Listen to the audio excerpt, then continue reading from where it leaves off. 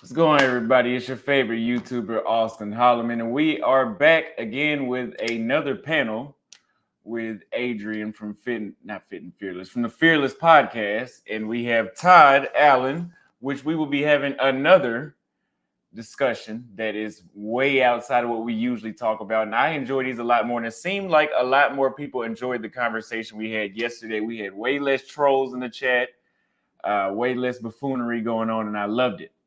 And it's a video that is accessible to all age groups and genders across the world, and that's how I want it to be. I see some people are in the comments saying, what's up with what did you call these kind of topics? You said, what's up with the morbid topics? Again, talking about women. Listen, let me tell you guys something. There was a guy on Patreon. He's like, we need you to make more stories, more hookup stories. For us, these hookup stories help me get through my gym routine. So I looked at that and I thought, how many women does this dude want me to sleep with? Because I go to the gym 4 to 6 times a week now. I'm in the gym like an hour or two. These videos are only like 16 minutes long. So the amount of videos you would have to listen, I can't, that's not sustainable. I don't even want to sleep with that many women to make those videos for you. So if you guys have not already, get a video, like and subscribe if you have not already. If you guys are going to want to see the European tour, the Cash App is $ Austin Holloman. We are almost at the goal. And remember, whenever you guys donate to the Cash App, we will buy the ticket on video, live video, so you guys can know exactly what's going on.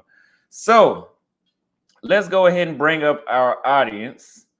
And we're going to talk about, well, before we bring them up, we're going to talk about how the American dream is not dying, but already dead. And the new American dream is what I'm doing, which is living abroad. You don't have to be traveling as many countries I go to, but living abroad and taking advantage of the currency exchange, the more political, well, I wouldn't call them more politically stable in these other countries, but we can all agree that life is a lot more peaceful because you're in a different bracket anyway. But it seems like most people in these other countries are way more peaceful and way less sheep-like, but there's sheep everywhere in the world. But it seems like Americans have become just a big herd of sheep at this point on two different sides. We're not going to get into that part. But it's just better, if you ask me. The new American dream is to live outside the United States and be rich or have remote income. So let's go ahead and bring up our audience. We have Todd and we have Fearless, otherwise known as Adrian. How y'all doing today? Hey, great. How you doing, brother? Hey, Adrian, how are you, my brother? How you doing, sir? I got your email. I will be reaching back out to you when I get there. Appreciate it. And thank you, Austin, for allowing me to be on and with this brother again. Appreciate it. Thank you. I appreciate y'all coming 2 days in a row. I'm gonna give you guys some statistics that I got and that I researched, and it says this is about economic mobility and income inequality. The likelihood of Americans earning more than their parents has significantly decreased. For instance, 93% of those born in 1940 out-earned their parents by age 30, compared to only 45% of those born in 1980. Does that sound about right to y'all? Yeah, given the statistics that I've have as well. And I want to commend you for that, man. I appreciate the fact that you came with receipts, man. I appreciate that big time, because there was a discussion yesterday, was a debate in my mind when someone was talking about numbers, and they gave certain numbers, and I think it's important that you have receipts. So I appreciate that. Absolutely, always. So the income disparity between the top 1% and the bottom 99% is far wider than it was before. In 2015, the average income for the bottom 99% was $50,107, whereas the top 1% earned $421,099 on average. Well, $996, so almost $422,000. And I know you're an economist. What did you call it? What did you say? Economist. I'm an economist. Yeah. Economist. Yeah. I've been in decision science and economics for over 24 years, teaching at the collegiate and university level. And I've transformed that into coaching. I do transformation coaching, and or actually I should say integrative lifestyle and transformative coaching. And so when you talk about these numbers, let me just be clear about the numbers. When you have a top 1% that increases their income significantly, the averages become skewed. And so if someone says the medium income, which is the average, that number is going to be skewed. I told the person yesterday, I said the median income. Then what is the median? If I have a list of everybody's income, the median is going to be the number right in the middle. Okay, half above, half below. But if you do an average, how are you going to do an average when you got Elon Musk, right, compared to someone that doesn't have our income? It's going to be heavily skewed. Yeah. Right. And so just let me give you some numbers to kind of support this as well. If I'm saying the median income, okay, the median income is that right in the middle. Since 2000, the median income was $31,856. That was in the middle. In 2024, the median income is $39,570, which means that there's been a 24% increase over the last 24 years. Now, let me break that down further. If I put in inflation at 3%, that means each year people are losing their income by 1.99%, almost 2% loss in purchasing power, which means that over a 24-year period, the purchasing power of the dollar has gone down by 39%. So when you talk about that the parents now are not making as much as the kids, the parents' lifestyle has diminished by 39%. 39% over the last 24 years. Now, I don't know about people that are watching, but that's not growth. That's not the American dream. That's an American nightmare. Well, first of all, Todd, and welcome. Thank you for letting me on, Austin. I think what we need to do, and I'm going to let you deal with all the numbers. I'm going to deal with the anecdotal and things like that. I think we need to find what is and what was the American dream. So if we say it, the American dream in America is good as apple pie. It used to be the white picket fence. Why do we say white picket fence? Because it symbolizes success, stability, and a family moral. So that's what it was. And so the founding principles of the United States, when we did have the American dream, it was in the principles that you could come to the United States and you could pursue your happiness. You could be anything you wanted to be, regardless of your background, your race. You could be successful. And we found out that that was diminished. Why? Because of economic opportunity, home ownership, education, migration, and social mobility. Those are the things that have been affecting us and have diminished the American dream as we once knew it. Is there a new American dream? Yes. And I hope that we can go forward with that and talk about some of the things that have affected previously, why we can't achieve the American dream, and the transition and adaptability that is allowing someone such as yourself have a new American dream. Because there was a different standard when I grew up, and I think we'll talk about it, but it was the time where you would get out of school, you either went to a trade, you went to college. Right after college, you would be working, and you would be working for that company for 30 years. So you got married, you started your house, started your family, you married for 30 years, your house is paid off. Now all of a sudden you get a pension. We don't have pensions anymore. They took those away. Unless you're in the government, you might get a pension, but usually it's your 401k, and people aren't even putting into that. You used to be a one income person. So I could work, my wife could stay at home. With my income, I could support my house, put my kids through college. My wife had the ability to stay and watch the kids, and we can still take vacations. That dream is diminished. We don't have that anymore. So the dream has transitioned, and if you don't transition with it, you will be lost, and you will not have a part of that American dream. Well, so let me ask you this: you described the American dream as the suburbs, white picket fence, and what else did you say? Yeah, you had success, stability, family morals, all of those things that I know this is beyond your age, but what did they say? The beaver, leave it to beaver cleaver status, that home where the husband came in from work and the wife was there with dinner and the kids were all supportive. They had family values. That was like the American dream, that you were able to be more successful. And through your job, you were able to create generational wealth. You know, you had a house that you could leave to your children, and that house increased in value. That was like the number one asset that people had, and was able to accumulate wealth. We don't have those same things anymore. Okay. So let me read it. Three more statistics and then we'll get into the questions. It says a Wall Street Journal poll found that 36% of voters believe the American dream is hard work leads to getting ahead, which is still true for the most part. But this is a significant drop from previous years of 53% in 2012, 48% in 2016. According to Brooks Institution report, children born in the bottom 20% of income only have a 4% chance of rising to the top 20% of adults. Income and wealth distribution says that the share of national income taken by the top 1% has increased from 10% in the mid 20th century to about 25% today. Similarly, the top 10% now take home around 50% of the total income, up from 1/3. So let me ask you, Fearless, let me ask you this. How has the concept of the American dream evolved in the past 100 years? As I told you, the American dream before, you go to college, you learn a trade, you get married 20 years, you send your kids to college, you retire, you got a pension, and you could go on. Your wife stayed at home. They took care of the kids. You were a company man. Your company was loyal to you. You were loyal to your company.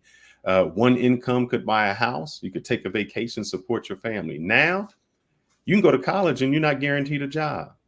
You can work hard and someone else kind of works smart. And you think about the hardest workers are the guys doing the blue collar job, but that doesn't get you anywhere. Women can't stay at home. You need a 2-income house to raise your family.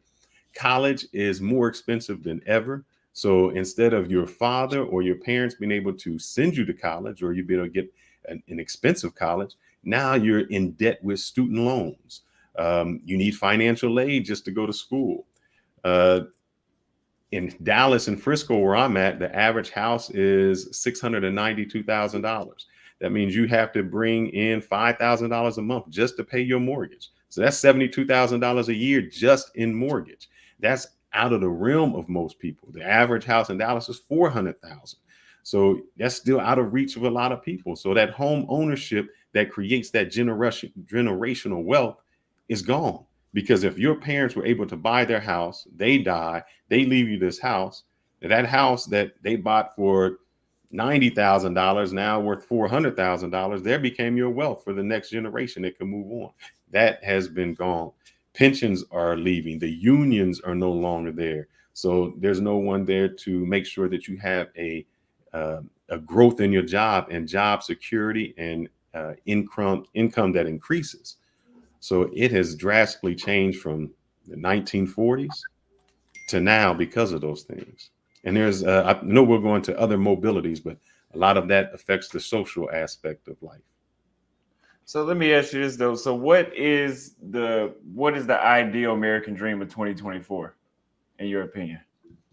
For a young person, and this is where the shift goes in, Todd, and you can help me out. I am part, and maybe you are too, I'm part of that Generation X. So we grew up without the computers, with the parents telling us hard work. And then we got entwined with individuals like yourself that are part of the newer generation. Now they want a more work-life balance. And I'm going to tell you the good and the bad. The older generation says, you guys are lazy. You don't want to work. You don't put forth the effort. You're not going through it. The new American dream with someone new is, I'm not loyal to my job anymore. I want a work-life balance. I want to be able to have a lot of freedom. I don't have to wait those 30 years for retirement in order to vacation and make money. I can make money immediately. I'm not required to have a college education. I can do certifications. I can do other things that are out there using technology to make income instead of doing it the traditional way. I don't have to go in that type of debt anymore. I don't need a house. You know, the American dream was to get a house. A lot of people now are renting and they're renting. Why? Because they don't want to stay in the same location and be tied down to that location forever. I want to be able to move from one location to the other location in a whim's notice. I might not need a car. Why? Because there's public transportation. If I'm in the city, I can use Uber. I don't have that added expense that other people need. That's your generation that says, hey, I can use technology to navigate the world and to see much beyond what an older generation does. Yeah, I would agree. I think that the American dream is and always has been independence. Okay, I believe that because the tenets of the country was that strong sense of independence and freedom. But the reality is that our education system did not create independent thinkers. The education system of the past, I should say, and a little bit of the present, was designed to create workers. Mm-hmm. And so it was John Paul Getty that said, I'd rather have 1% of the efforts of 100 people than 100% of the efforts of myself. Meaning that if I have more people working in my dream and on my behalf, that's how I create wealth. Well, we've been making other people wealthy in their dream because they're the ones that have been giving us employment. And the one thing that happens when you are an employee is they determine how much money you make, what kind of food you eat, what neighborhood you live in, what kind of car you drive, where your kids go to school, what time you have to wake up, what time you can go home, how much time you can spend with your family. Your employer determines all of that. And then they use this term work-life balance. But notice the first word, work, right? And so the balance comes in, well, they want you, in order to be successful, you have to work hard. Well, how do you define working hard? Does that mean that you're giving up 80 hours a week in somebody else's dream? Mm-hmm. And here's the interesting about time. We can't replace it. And so they came up with something that's called time management. How do you manage something that you cannot control? The only thing you can control are your activities. And if you have, and this is just, I'm just throwing it out there. If you are living in a home where it's a husband and a wife, and your wife is working in another man's dream, and she doesn't have time to come home and then work in your dream, what do you call that? So that was the quote, the American dream in the past. Now younger people realize that, you know what? I don't have to get a degree, as you said, that I can do what? I can provide a good or service or something that people want. And if I can give more things that people want, they will then give me the necessary revenue that I need in order to survive. I think that is the current American dream, is that people want to get back to the basics. They want to get back to being independent, get back to being financially free and having their own time be theirs, not someone else dictating their time for them. And I think that that's the kind of disconnect that older people and younger people have in terms of what's necessary. My grandfather would always say, well, make sure you have a good job so that you can pay your bills, or make sure that, you have something else. If you leave this job, make sure you have another job that you can go to. Mm-hmm. Now, think about it. Instead of following my own dream, my family is telling me that I need to work in somebody else's dream my entire life, then retire. And most people, when they retire in 5 years, they're dead. Yep. So if the retirement age is 65, so I'm going to be 65 years old and I'm going to live another 5 years, I'm going to be dead. Most people don't have the health to live the kind of life that they want. So that's why I said the American dream has become the American nightmare. But I think the new American dream is something that's being revitalized by younger people such as yourself, Austin.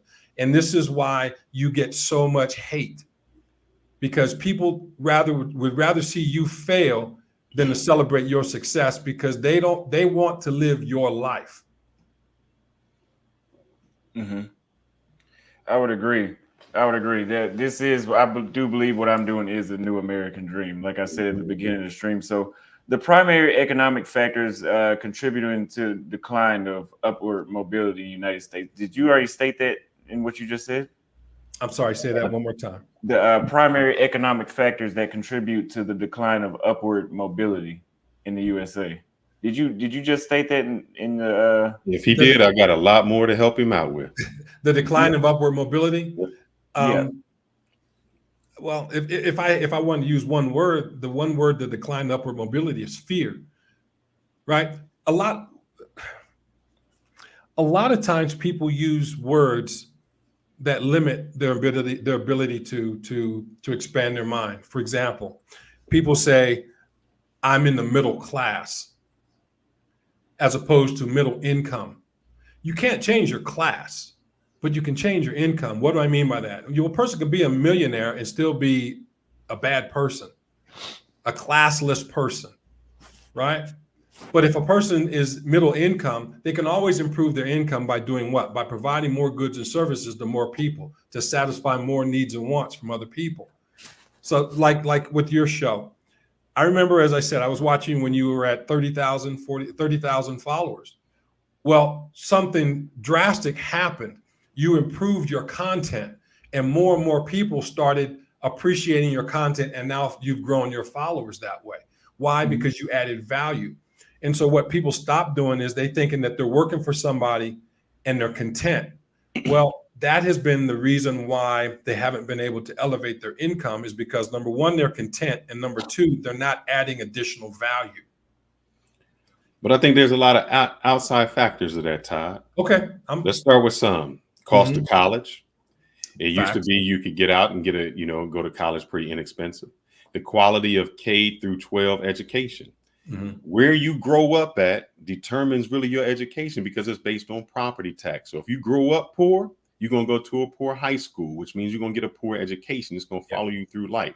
Yep, agreed. The America has shifted from a manufacturing place where I could go manufacture, I could make a great income, to a service industry. Now it's all about service. There's no more factories where you can earn that high amount of money. There's an income inequality.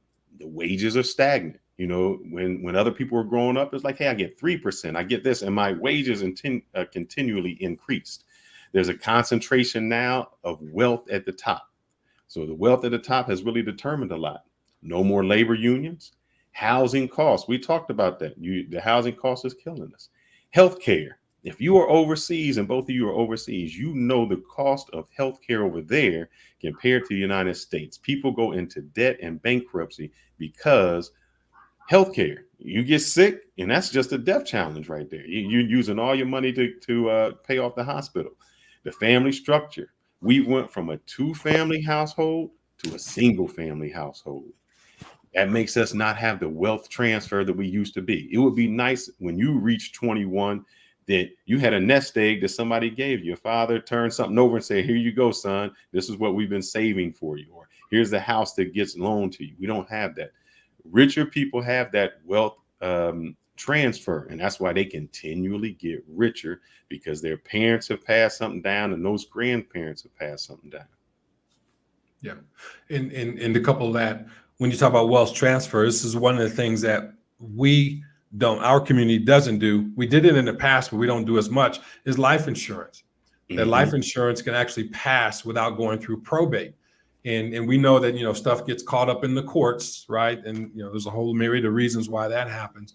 But, we don't pass something on to the next generation. And a lot of times wealthy people use that through trusts, by setting up family trusts, and then also by using life insurance. And that's an easy way to do wealth transfer. You're absolutely right. So let me ask you this: you're in Colombia? A lot of people say in these other countries like Brazil, Colombia, Kenya, just about everywhere else outside of Europe, that the wealth gap is extremely large. Do you think that the United States is going headed in the same direction, and how far away is it from that? I think we're already there. I mean, you look at the income of Elon Musk, or the name escapes me, Amazon, the president or CEO of Amazon. I mean, their income is incredible. And you look at that person versus a person that say that they're working 8-hour days. Like my stepdad was 12-hour days, 6 days a week, working in the tire factory, rubber plant. And the income disparity between CEOs and income disparity between blue collar workers is extraordinary, and it continues. It continues to get larger. So, a lot of times people say, okay, well, there's no hope, right? So what are they going to do? And then they will look for government assistance. Now, there's no such thing as a free lunch, because now if you're looking for government assistance, somebody else is paying for it. Now, is that fair? I don't know. I'm not one to judge whether or not that is fair. But when someone looks to the government for assistance, they're basically looking for, they're digging a deeper hole for themselves, because there's nothing that's free. The government is going to take their pound of flesh every time. It used to be that we depended upon our churches, used to be depending upon families.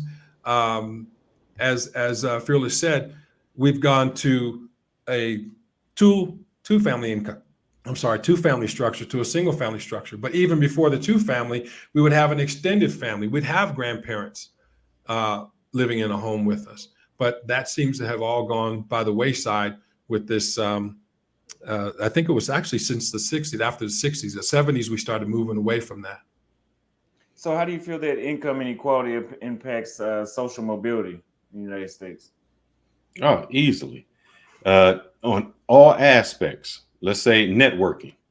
When I was in high school, I got a chance to go to a private school. The white people network entirely different, man. When those guys do co-ops or something, they doing it with a judge. They doing it with somebody powerful. They put them in positions that let them go. We're not doing the networking. The social mobility, where you live at. When I grew up and I didn't have any money, it was food deserts. Everything was potato chips as snacks. Your health was bad. I didn't have walking trails or parks or anything like that. The neighborhood you lived in, you grew up with PSTD. Because everybody was getting hurt or something. You grew up with all this stress, man. You had no economic stability. And then what people don't understand is the politics of it. Poor people don't vote. So they don't care about you. The politics care about the people who vote. So that middle class and the rich, that's why all the laws get toward them. They trick you into believing that they're making laws for people who are less fortunate, but they're not. All that social mobility gets cut off at the knees. So I know, Austin, you're looking at it from, I got away, but I just want you to do this. You went to high school. How many of your people that graduated with you are doing anything remotely what you're doing? Not one that I know of. Exactly. So you are an anomaly. So we can talk about the things that get to where you're at, but we also need to talk about the people who aren't even there, who aren't even doing the necessary things to get there. That's the issue. That's the problem. That the generation that is not taking the path that you took and are trying to find easy way out and not getting anywhere. And they have the world in front of them as an oyster and not using it. Okay, so I would agree. We have the first super chat from Andre Love crossing board. He says, receipts matter, support black male media. Great topic. 89% of those getting Social Security need an extra $585 monthly to live the life they afforded in 1991. Most Americans will die broke and have no life insurance. Thank you for the 40,000 Colombian pesos. And he also says, preach, taught, and fearless preach. Thank you very much for the super chat. Yes, they are on it tonight. So I want to make a point about when we talk about economics. Okay. Economics is really the study of choices. A lot of times people put money, dollars, and cents. That's finance. That's not economics. Mm-hmm. Economics are the choices that we make, right? We make economic choices every single day, right? And that's, again, talking about choices. I agree with what Fearless said. Every man and woman, all men and women are born equal until they leave the hospital. Then we ain't equal. Yeah. Why? Because we go to different environments. And the environments that we go to differ because our parents and grandparents made different choices. Exactly. So all behavior that we have becomes learned, even the language of victimization. And so when victimization becomes a learned behavior, we now have a closed mindset and we can't think of how to find opportunities to escape whatever situation that we're in. So it becomes very, very important that we read, we create a network where other individuals, if they're doing something that we've never thought of, that we say, hey, wait a minute, how did you do that? Right? Because just as Fearless said, certain communities network differently. I've never met anybody that failed going to Harvard. I've never met anybody that flunked out of any Ivy League school. And I've met a lot of them that can't think their way out of a paper bag. But if you look at the positions that they have positions of power. Correct. And that allows them to, number one, have a more of a extended mindset. And it also allows them to have different opportunities. One of the things that has leveled the playing field is technology. Yep. But the technological divide in certain communities is immense. So one way that we can overcome our shortcomings when it comes to finances is to change the choices, change the economics, the way we think and the way we talk. And that becomes very, very important, especially if we're talking about, again, the American dream. The American dream still exists. But the door or the window is closing those opportunities for those to enter and actually have that as Fearless said, that white picket fence, the nice neighborhood, the Elysium, so to speak. And that's what we're talking about when we talk about the American dream, is the Elysium, that now they live in different areas where those less than cannot reach. And that becomes a very different thing. I mean, housing prices in Texas is a $600,000 home. That pushes some people out of the market that they can't move there. They'd like to, but they just can't. So you, Fearless, you spoke about going into debt in order to go to college in places like that. So what role, go ahead. Go ahead. Role does educational attainment play in achieving the American dream in 2024? Education and knowledge. I'll give you an example. Somebody in the chat said Fearless is wearing a $12 Walmart shirt. That's right.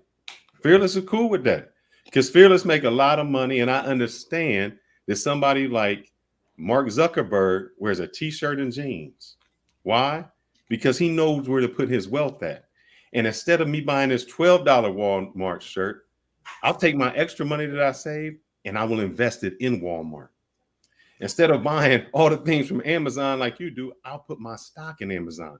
And that's what separates the education from me and you. But to go back to your education, advanced degrees. Now you need advanced degrees. Just getting out of school and not being having that won't get you anywhere. But the great thing is there's a knowledge skill that you can do. When I came through, there wasn't anything online. You had to either go to school, somebody had to teach you. There was no way to get there. Now you have the internet that you can get any certification you want. You can sit down and learn any way that you necessary. So there should be no excuse for self-teaching, for YouTube, using social media. That has gone global. And so the education now, you have to be self-taught and you have to have some self-discipline, but it far exceeds anything that I had, Todd had, or anyone had. Just like you're able to get on, and this is nothing offense against you. You don't have a college education, but you can still make six figures.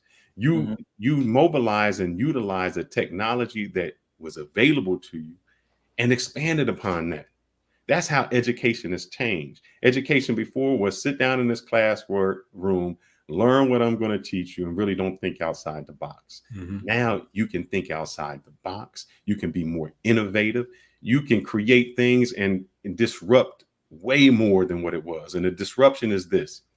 You used to have to stay in a hotel. Now you got Airbnb because somebody said I'm thinking differently. You used to have to always get a taxi. Now you can get Uber. Somebody thought differently. I used to have to go to the store and get my food. Now I can call up, get Amazon Eats, Uber Eats, whatever, and I can have that delivered to me. That's the innovation that happens when you can use the technology and that knowledge. And that didn't require a college degree. Right. Someone in the chat said something about you cannot be a manager if you don't have a college degree. That is very far from the truth. Why do I say that? Because Austin he's a manager of his own business. So, I mean, if you're talking about working in someone else's dream, okay, it might be a little bit more difficult. But for many, it's what you can do, not necessarily what degree, what sheepskin you have on the wall. It's what you can do. It's what you can produce. You know, I know a lot of PhDs, but I don't know a lot of PhDs that are millionaires. And PhD, a BS degree, BS, MS, more BS, and PhD piled higher and deeper. It's not necessarily how much you know, it's what you can do. Knowledge is not power, and that's a lie that we've been told since Christ, since Jesus was a babe. Add something to that, Todd. Somebody in the chat is still saying Austin is a unicorn. That's rare. Before I had this, I was a barber. You do not need to go to a university to become a barber. If I open a barber shop and employ 4 barbers, am I not the manager of that? Yes. Most business owners that you don't need a college degree for most of these things. Like a landscaping business. What university do I need to go to for that? Man, Weston is saying some of the dumbest things. Knowledge is not power. You know why it's not power? Austin, when you were in town and I said, man, you need somebody to cut something up. You need to do your video, slice them up, make them into sections. Do you have to know how to do that? No. Or you can find somebody who can do that for you. So it's not utilizing your knowledge. It's the ability to utilize someone else's knowledge. That's where the power comes from. So that's what people don't understand. You don't have to know a lot. I'm telling you, Jeff Bezos cannot program half the things that he does. That it never got there. He employs the people around him that are smart that can do that. Elon Musk, as smart as he is, still has people around him that programs all that. So the knowledge isn't power. The knowledge to use other people to be able to do it is the power. And why does that become smart? Because, Austin, if it takes you 8 hours to edit a video, and somebody who does that all the time can do it in 1 hour, you just save 7 hours to do whatever you want to make other income. That's the problem that y'all get into. Y'all try to save money and take shortcuts and do something yourself. And that's why you always end up poor. And here's the thing about employees. You never hire an employee that's going to lose you money. You hire employees that are going to make you money. And so the more employees you have that make you money, that's how you grow your wealth. Exactly. I would agree. So globalization and technological advancements, how have they and y'all have already kind of touched on this, but how have they affected the American dream of today? Lower wages, my brother. Yes, exactly. Because somebody in India can make something half as much as you can. Somebody from Mexico can come over here and do construction work and it'll take a lot less than you. We don't have manufacturing jobs. Where we ship those off? China, Taiwan. You look at your shoes, your Nikes, they're not made in the United States. That's iPhone you got, iPhone not made in the United States. So we got more service jobs. And what happens with service jobs? Those are lower income jobs. So there's a big discrepancy between either your technology and there's that middle class is gone. Let's see, the education requirements. Now, it used to be United States schools were great schools. You could, you wanted a college degree. And now anybody can learn IT on the same YouTube channel you watching and take the same lessons you watching anywhere in the world. And they willing to take half of what you're doing to do that. Another thing is globalization. People don't want to continually learn. When I grew up, you're like, oh, I got the degree. I'm good. Nothing else to learn. Yeah. Just since you got on your YouTube channel, how much technology has still changed? It's like, oh, I told you, now we got Opus Clips. Now you got Instagram. Now you got all these other platforms. If you can't keep up with that and you're willing to be stagnant in your continual education, you lose out. And those other people in those other countries are taking advantage of that and they continually learn. So how does the U.S. compare to other countries with social mobility? We became equal because all of those people can still all right, let's talk about what Andrew talked about yesterday, or Andre from Andre's Crossing. He said his 50,000 is better than my 250,000. So if I get into IT and they paying somebody in the United States 150,000, I say, hey, I don't need 150. I'm good with 75. Now that makes the business money. And now my 75 in Brazil, in Colombia, in DR makes me much wealthier than your 150 in the United States. That's how it changed it. So people in other countries are willing to take a far, far less to do the same work, and it benefits them far more. Yeah, they use currency arbitrage, right? The difference in the values of the wealth, and that's one of the advantages of traveling as well. is that you can use interest rate arbitrage. I give you an example. For my channel, I have people that edit that are in Bangladesh, and the difference between Bangladesh and the U.S. currency is extraordinary, and they do quality work, right? You know, and I'm listening. I'm looking at some of the comments in the chat here, and I'm just not accustomed to Trolls. the type of comments that go through. So I'm just going to say it this way. A famous quote: "I would have freed 100 more slaves if they knew they were slaves." Mm-hmm. And so, you know, when people make snide comments, and they make certain type of comments and based off of, not off of having receipts, but just based off of their emotions and their feelings, and they're not taking the time to kind of understand the information which is being presented to them, if they're not successful and they're unhappy with their life, that's their own fault. Correct. Because I don't believe in coincidences. I believe that, you know, the Most High puts people in certain positions to give messages. And if a person's not open to that particular message at that particular time, it's going to be given to somebody else. Somebody's going to get what we're saying, and somebody's going to apply it, again, because it's not knowledge is power. It's the application of knowledge, which is power. And they're going to improve their lives. And those are the people that will be at the top. And there's more room at the top than there is at the bottom. I'm just going to tell you that now. Mm-hmm. So let me ask you this. And I brought up, when you brought up outsourcing Fearless, and I said that's what Trump says his Make America Great Again is about, when he wants to put high tariffs on China, so stuff like that, so they can build that stuff in the United States. Stuff like that. What other policy changes could revive the American dream? I mean, not that I care, but what do y'all think, just for the audience? I got to go down. I think you had that a little bit later. I think one of the things is, and I think Phyllis talked about it, is that we have to have investment in the education system. And what do I mean by that? There's formal and there's informal education.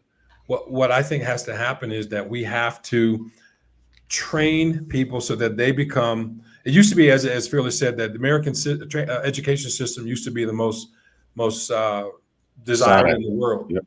Absolutely. We've got to get back to that. From the public school in the small neighborhood to the private school, there has to be standards. There has to be education standards. And what happens a lot of times is that the education system caters to the least of these, right? Instead of raising the bar, they lower the bar so everybody can get over. And they call it inclusive, equity and inclusiveness. It's a competitive world out there. Mm-hmm. It's a competitive world. I would love to be able to play basketball like LeBron James, but you know what? I don't have the skill level. So I have to find my level of competence and work in that. But our education system needs to be overhauled completely.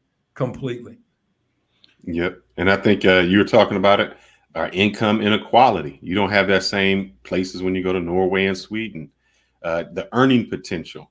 It used to be America was the dream. You could go here and do it. Now other countries you can do that. Mm-hmm. You can have your American dream over in some places not America. And that's a crazy part. We don't have a good safety net anymore. Other countries do. They take care of their least person. Healthcare. We don't have healthcare, and it's expensive.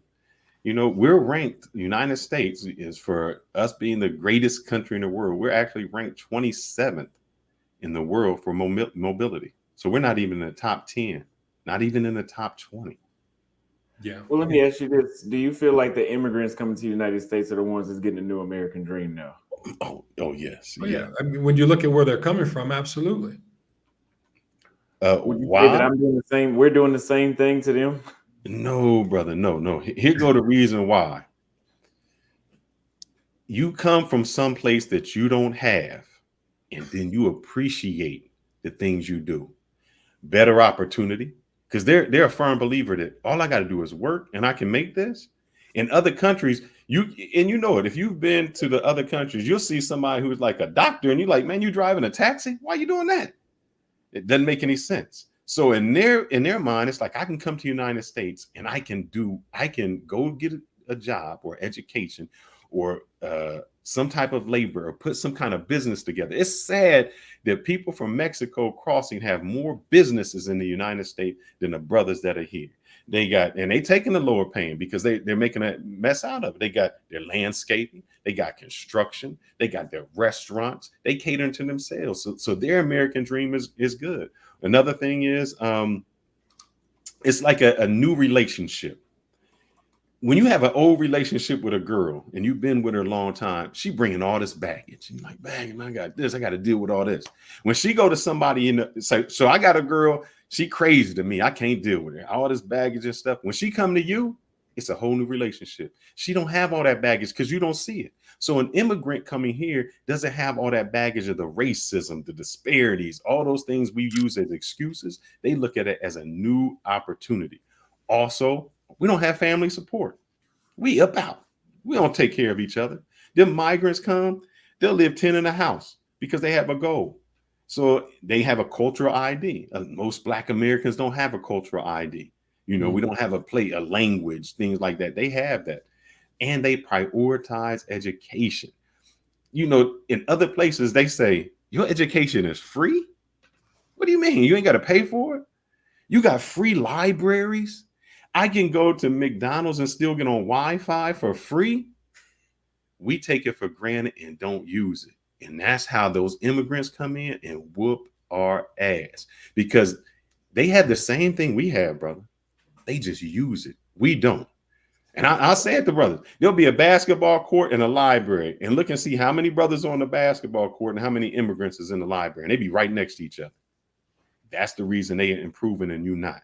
So that's just your excuse. Yeah. As well said. Do you guys think it's a problem with outside of college? Do you guys think it's a problem with early childhood education today that's causing the issue with opportunity in the United States? Because some people in the comments are saying like, oh, it's the what did she say? Shango is saying a lot of stuff. Apparently, she disagrees with a lot of what we're saying. No, it is early. A lot of it is early. Why? Because if you teach somebody when they're young, they are better prepared. They have social skills. A lot of our children don't have social skills. We close the gap and we become workforce ready. So we come out saying, oh man, I'm able to read, write.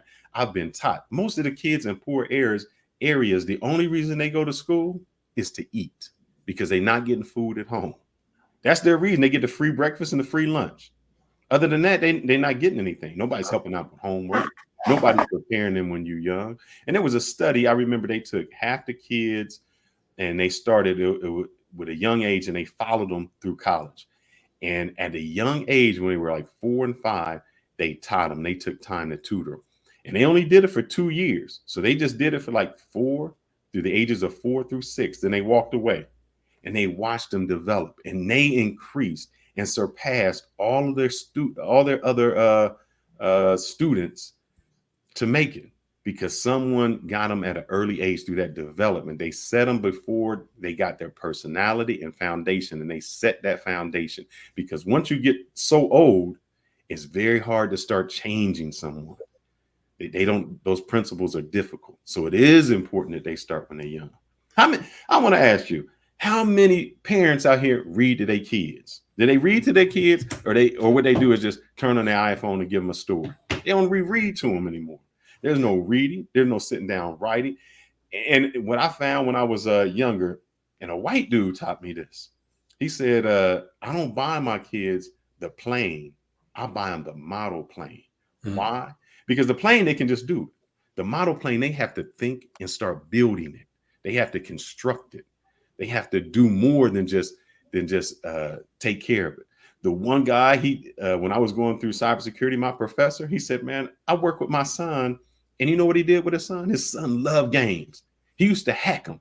And he used to get like the codes for him. He said, hey, let's hack the game. And now when you do, combat or whatever, we know all the special things that we can do. We become invincible.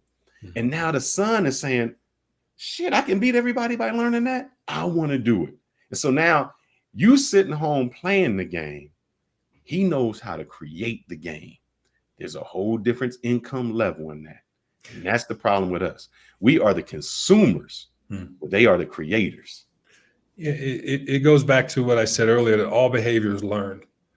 And it was the Jesuits that said, show me the child at 7 and I will show you the man that the first 7 years of a life of a child are so very important, because that's when the child is looking at its environment.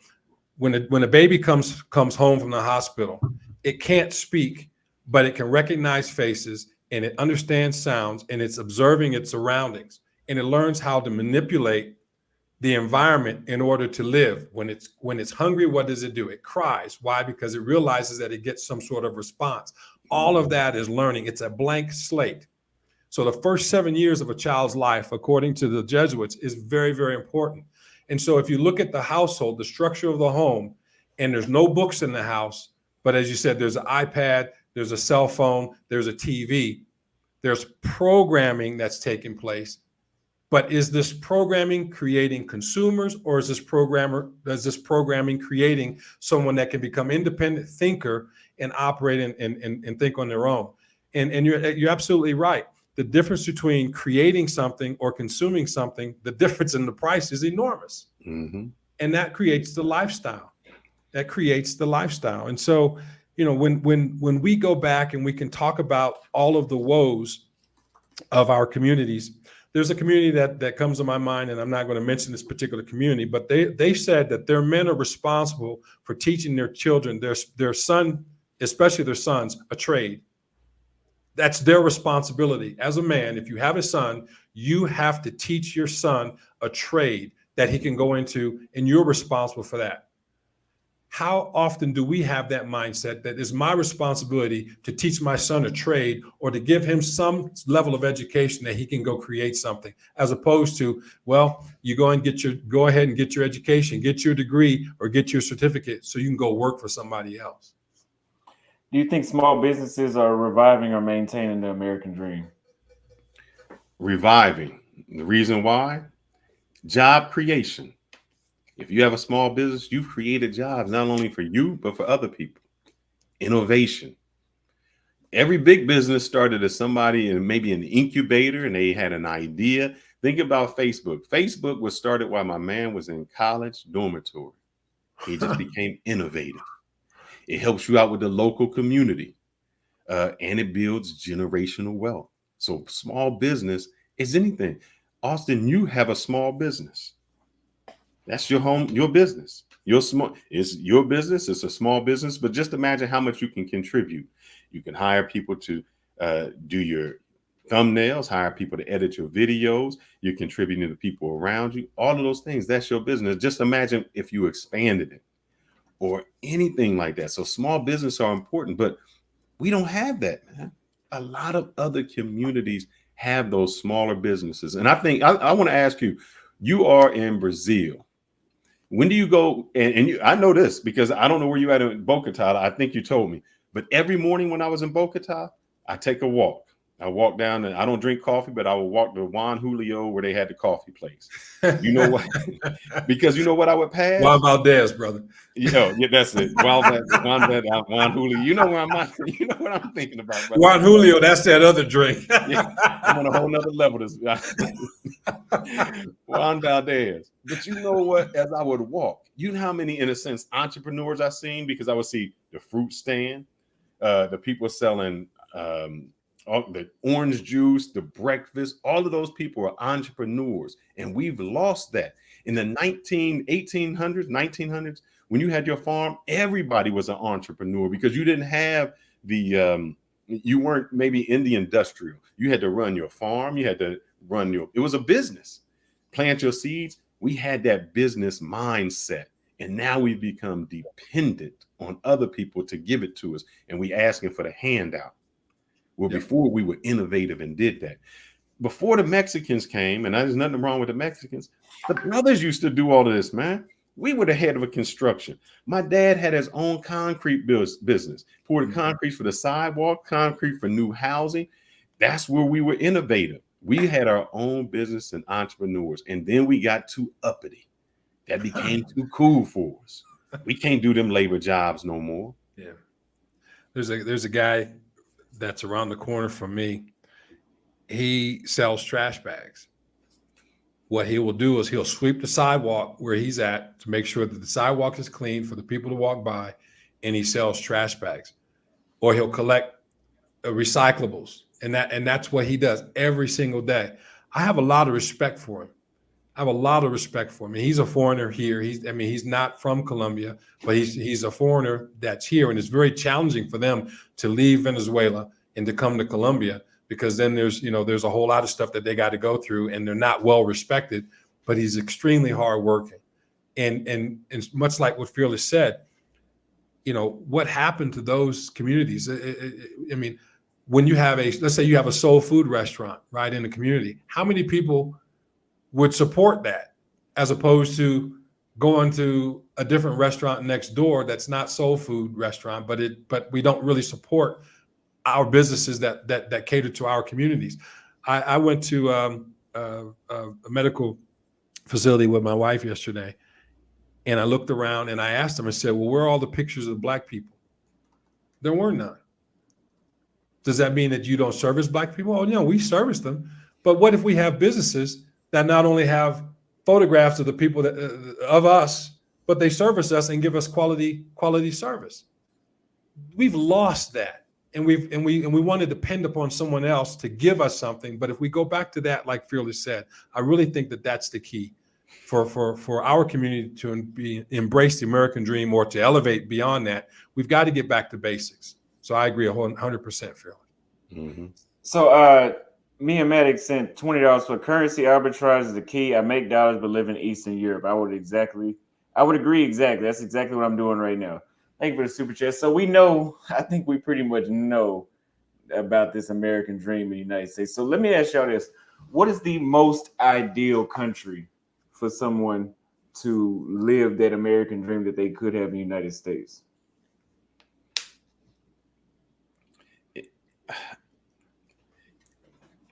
I don't want to say a third world country. Any country that you would go in the Western culture is going to be more difficult. Why? Because no matter, you're up against wages, you're up against all of those things. That's going to be difficult. So what we consider a third world country, that you can still innovate and do the things that you would do in the United States, perfect. Or if you can take your ideas there, because anywhere you go, if you live in the neighborhood so long, you start to become stagnant and you can't think or picture outside of that, because things are always as it's been. When you go somewhere else, like I'm sure you've been in Bogota, and you say, man, I know I can do that different. Your ideas start to go. You start to do something and think a little different. So any third world country, if you can bring your own dollars, you can vastly change your status and the next status. It's going to be difficult in the Western culture just because of income. So if somebody really wants to solidify last time we talked about getting residencies and dual citizenships, and we briefly touched on renouncing citizenships. What is both of y'all's opinion on renouncing citizenships? You really want me to say that on air? Go ahead, Todd. I'm gonna let you go. I want to know what your opinion is. I think that, like nomad capitalist, you go where you feel appreciated. Now, if you want to leave the U.S., there's an exit tax, right? So understand that. And wasn't that from the guy from Facebook? He started that. He went to Singapore. He said, "I'm out. I ain't paying these taxes." Yeah, and they changed the law that said before you can bring your money, you got to pay us. Yeah, you got to pay us. I mean, spell the IRS, THEIRS, theirs. Yeah. Right. And so if you're a 14th Amendment citizen, you're theirs, right? The IRS is the largest tax collection agency, is the largest collection agency on the planet. But if you want to leave, you got to pay an exit tax. I mean, it's monopoly. Right, it is monopoly, the real deal monopoly. So, I just like the digital or the nomad capitalist. I think that the best strategy is that you go where you feel appreciated. And there are countries in Africa that are that if you can prove that your ancestry is from there, you can actually get citizenship. I think that you have to take a look at the global landscape where you can find currency arbitrage, but also understand that when you go one place, it doesn't mean it's always going to be that. I mean, countries rise and fall right? At one point, Great Britain had the currency of the Great Britain was the reserve currency of the world. Now it's the U.S. And as of 2 weeks ago, Saudi Arabia said we're no longer going to accept U.S. dollars as the only payment for oil. And so what does that mean long term for the U.S. dollar? Long term for the U.S. dollar, since it's no longer going to be the reserve currency, is that inflation is going to go up and the value of the dollar is going to depreciate. So people want to put their head in the dirt or their head under the cover or whatever, and not realize that our country, the economics are not the choices, but the finances of the country are going to change. And in order to thrive and have the lifestyle that you want, you have to have that mobility to be able to do that. And you also have to have the mindset, right, and the courage to make a change when it warrants it. Let me ask you, Austin, what is your American dream? I don't think I have one. I mean, even if in America, you say, what is your American dream in Brazil? My I guess we could call that a dream life. Because when I was in America, I don't even think I had an American dream. I just always wanted to do well, and I didn't want to have to worry about finances. But you had to check back with me on that question in 5 years. Okay. I don't know right now. I'm jumping around the world too much to have the answer to that, because every country is different with their abilities and what you could do there. So do you think, in a sense, your American dream would just to be like have financial independence? Mm-hmm. Mm-hmm. Financial independence, more free time, the ability to, I say, I'm going to use, instead of the work-life balance, a life-work balance. Mm-hmm. Mm-hmm. Okay. And that may be a great work-life balance right now. Okay. So that may be the American dream, I think, for a lot of people, to be able to say, I want to do what I love, and I want the ability to do it while I'm younger. I hate to go on vacation. I see them old guys. It's like their first vacation. I've been on cruises, and it's like, this is my first vacation. I'm like, bro, man, we better not leave you alone too long, because you might not make it. And they don't get a chance to do the excursions and everything that you would have when you were a younger fella. And so I think that is the transition to the American dream, to say, my American dream now is to not be loyal to a company, to be loyal to myself, to live my life, to use the technology and things around me to innovate. I don't have to wait until I am 30, 40, 50 years old to make a good income. I can invent something today or do something today that will allow me to do the income. So I think that's now the American dream, to say, I want to see the world. I want to be able to do this on a whim. I'm not tied down to a location. I'm not tied down to an address, a state, or even a country. Yeah. So do you think that it's because somebody in the chat said that there was no point in renouncing U.S. citizenship? What reason would you feel that would be necessary to do? Can you, I put something in the back chat. Can you go to that page for me? Okay. Because people want receipts. Felipe Lindsay, if you want me to buy assets, send me the Cash App. I'll buy it if it's that easy. So if you can share that link that I showed, it's definition. This is a legal definition. All right. So go down. So a legal definition. Article number 15. Go down to 15 for me. Okay. Says United States means what? A federal corporation, an agency, department, commission, board, or other entity of the United States, or an instrumentality of the United States. United States means what? A federal corporation. Now, this is not my definition. This is a legal definition according to Cornell Law School, right? So we're talking about a country, and we're talking about exit strategies and things like that. What do companies and corporations do? They sell goods, services, and products. Mm-hmm. And you have to pay taxes, sales tax, income tax, or what have you. So the state of Texas, does it or does it not have its own constitution? It does. In the state of Texas, are there some things that you can and cannot do based upon their constitution? Correct. Yeah. Correct. Why? Because in the past, it was its own nation. Mm-hmm. And so different states have different laws as to what you can and cannot do. For example, the state of Nevada has secrecy laws that if you set up a corporation in the state of Nevada, you don't have to report certain things. So when we're talking about mobility, you don't have to leave the corporate United States. You can just change states.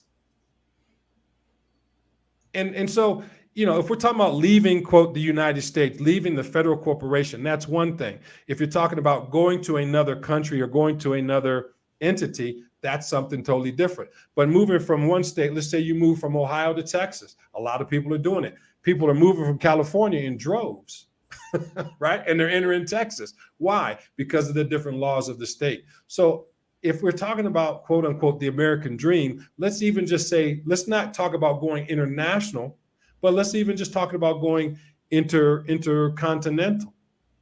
That is a form of movement as well. Wealthy people, if they don't like something, they move. If they don't like the politics of one place, they have the resources to move somewhere else.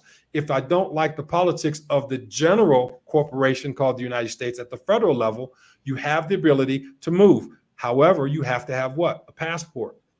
And that passport is controlled by that federal corporation.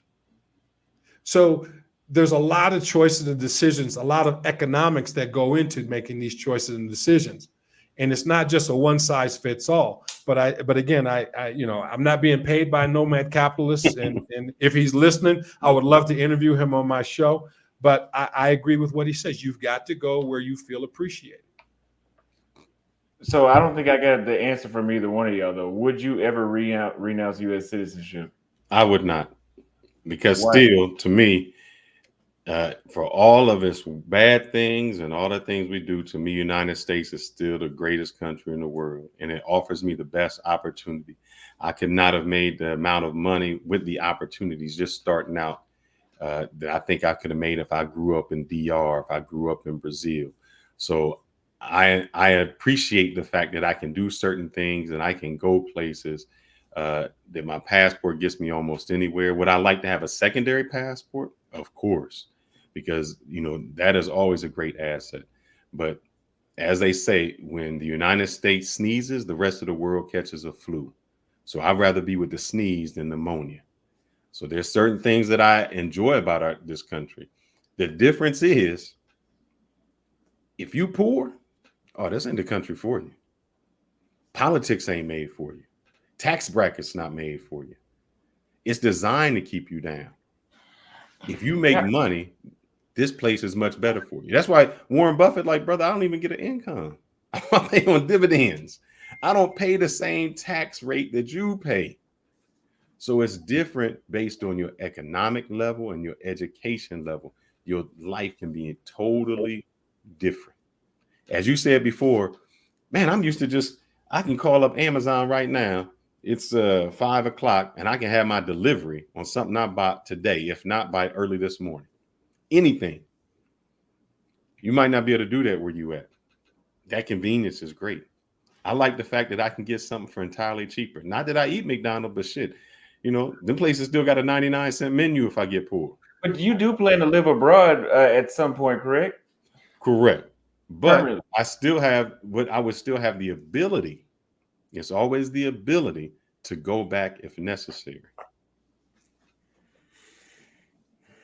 I'm not going to. I don't want to come back. He ain't coming back. I don't want. Let me put it this way.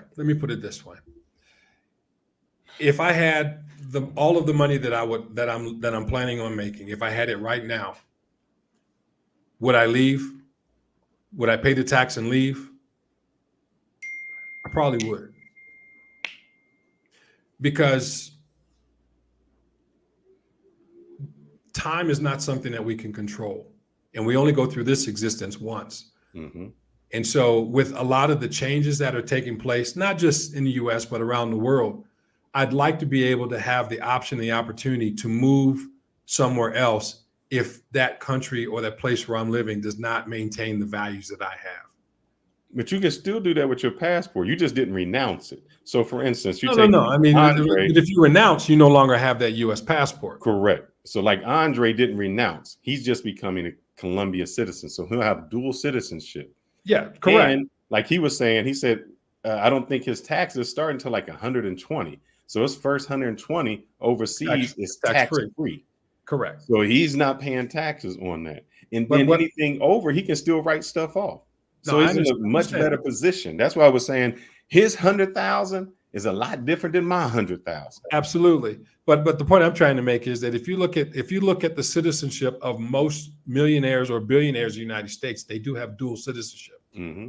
But there was one that decided that they wanted to leave completely. Yeah. Right. So I would like, let me answer it this way. Let me back up. Let me answer it this way. I would like to have the income necessary to at least have the question posed and make that decision. I agree. So okay, I mean, that's a backwards way of answering your question. I know. well, so you're willing to hold on to being taxed around the world for the opportunity to go back, because that's a forever liability that you'll have with the country. Well, here's the thing. If I'm a business, I'm taxed differently than if I'm an individual. Correct. And the difference is that if you have a business, the business has an EIN number. And the EIN number and the credit available for an EIN number is different than a Social Security number. So if you're really talking about, if you really want to get down to it, if a person wants to leave the US, all they really have to do is be in a position not to use their Social Security number. Correct. Mm-hmm. I would agree. I never use my social. I never have. And so if you accept services from a particular place, that's when you're required to pay taxes. But if your business is overseas or what have you, I mean, it's a complicated, it sounds like a simple question, but it's really complicated because again, if you're a 14th Amendment citizen, there's a whole lot of federal legalities and treaties and all this kind of stuff that we are just not taught. It used to be our education system taught us law. But then they say, well, ignorance of the law is no excuse, but yet they don't teach us law. And so that becomes more of a legal question, becomes more of a tax question. But if I had the resources necessary to be able to make that decision, I would do everything I could to make the right decision for myself. See, I wouldn't renounce. You know why? Because I think United States is one of the most difficult countries to get in if you're not born in the United States. It was in the past, but I think that's going to change, and I think it's going to change because of politics. That could be. I mean, I don't want to go through Mexico just to get to the United States. But I get that, but I mean, if you look at some of the legislation that came back, that if you've been in the country illegally for 10 years and you're married to a U.S. citizen, you can get paroled, right? And that's like the first step, right? One thing, the thing that's wrong with a democracy is that democracies don't work, right? And people say that the United States is a democracy. It is not a democracy. It's a republic. It's a republic. Exactly. And so when someone says that this person is or that person is a threat to democracy, that's a lie, right? So again, words matter. We're not, and I don't want to get into talking about Black's Law Dictionary and the definition of this or definition of that. But in answer to the question, if I had the resources, if I had enough money to pay the exit tax, would I do it? I'd be tempted. So Austin, why isn't your generation living this new American dream? All I see when I'm on YouTube, I just see them complaining about everything. Complain I gotta work. Complain I got it's a complaint. Why aren't they using this innovation to take advantage of it and live I want to say American dream, because we kind of describe what the new American dream, being able to travel, having that freedom, use it like you. I wish I knew. The more technology that you grow up, the more crutches that you're given, the less you are to try anyway. Like when I turned 16, my dad bought my car, but he said that, he bought me a car. Let's just say that, right? And he told me that I couldn't get the car until I got a job. And I didn't get that car. I had to look at that car for a year straight until I was almost 17. And I had to work. and I had to see what it felt like to go to work without a car. But in my generation, we've had most things handed to us a lot easier than y'all did. If y'all wanted to look up the definition of a word, you had to go to the library, you had to read a book. I can ask Siri. Exactly. So that's why, in that turn, we seem to be a little stupider because we don't have to think. So they probably don't even think about doing this kind of stuff. They think that I don't understand your buddy Westner, man. Like, he said, I'm living the American dream. I don't know what's wrong with that. He's saying it like it's a negative thing. Like, he's living the American dream. Brother, that's what I worked hard to do. I'm not part of Austin's generation. I was brought up in a generation of hard work, smart work, get to a certain place, and you can have those things. That's my training, and that's where I'm at. I'm not in his generation. I just kind of swept over because I was able to transform, adapt, and overcome. But yes, I don't understand what's wrong with living the American dream. Because immigrants from all over the world come to do the same thing I'm doing, to live that American dream. Motherfucker, you in the United States, what dream you living? I don't understand that. What you living? You live in the Colombian dream? Whoa! It's a family show. I'm sorry. Yeah. You live in the Colombian dream? I don't understand. You in the United States, we live in the American dream. If not, you live in the American nightmare. And I don't want to be a part of your nightmare, brother. I don't understand what it's a mental disconnect. I'm not understanding that. If you don't like it here, as we say, go back there. It's easy. I set up my life and I set up my work so that I could work remotely, so that I could be anywhere, so I could use my skills and technology to be anywhere I wanted. I chose to be here. I'm cool here. I have no issue, because if I want to take off and go anywhere, like last year, I went from, November 15th to after Christmas in Thailand. That's where I was at, because I can do that. After that, I went to DR to the next year. I went to 7 places: Cuba, Jamaica, Colombia. I went to 7 and 2 cruises. So I'm happy living this American dream, brother. And I'm sorry if I said any curse words. Fearless is trying to be different. That's why I even changed my channel from Fearless Travels to Fearless 360, because I'm trying to change. So bear with me during my growth stage. I got your back, man. I said woo woo. Can I hop in for a quick second? Go ahead. Yeah. First of all, Austin, let me say I'm really proud of you. Your channel has grown tremendously, and the last couple of days that you've had with Fearless, a salute to you, sir. I watched you yesterday with Andre and Mr. Todd Allen. Tremendous recommendations. Austin, I put in the chat to try to buy assets as you travel. Here's why I'm saying that, and then I'm going to duck off. I'm actually working right now, and I just wanted to give you some positivity, some encouragement, and move on.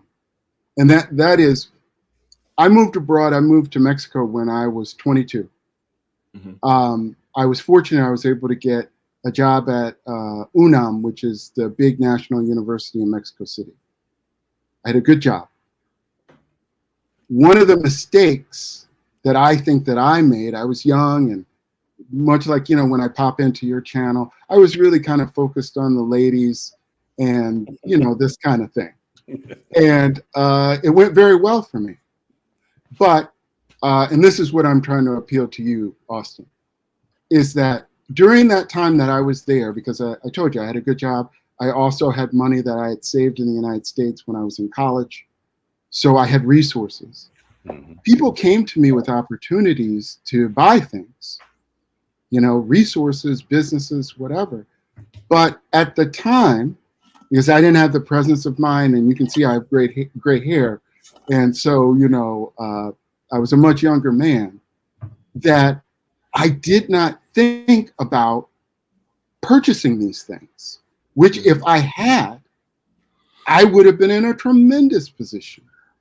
My thought at the time was, I'm going to do this for a little while, which I did. And then I came back to the United States and I went to law school. Now, at the time, I had people in Mexico telling me, why are you going to go back? You can become a lawyer here. Well, you can do this here. You already got the connections. People like you. You're doing great. Why not stay? And at the time, I thought, well, I'm going to go get American dollars and I'll be an international lawyer and I'm going to do blah, blah, blah, blah, blah. Okay. And fortunately, I did get to live those dreams. I'm still a lawyer to this point. But when I look at it, I could have been even better. Mhm. I could have done even better. The problem was the framing of my own mind as to what the possibilities were. I could not imagine it, so it was not possible. Even though I had the resources, even though I had the social capital, even though I had everything right there in front of me. I let it pass because I thought this other dream would be an even bigger dream. And so what I'm trying to say to you, since you are still a young man, is dream bigger. Think bigger. My dad said to me, and I'm going to share this with you. He said to me, son, if you're lucky, you will understand that on a point that you see, there are 360 degrees. If you're lucky, maybe you see 40 to 50. So there's 310 that you don't see, and it's limited by what you think you're seeing means by your past experiences. Exactly. And so you have to teach yourself to learn new meanings and see new frames to be able to see more of that 360 degrees right there, like Fearless 360, right? Thank A you. little callback. But this is a fact. I just missed opportunities. And that's what I wanted to say to you, Austin, is as successful as I've been, as many things as I've done, I could have been more. I could have done more. And it was right there in my hands. And what I'm saying is, it's in your hands right now.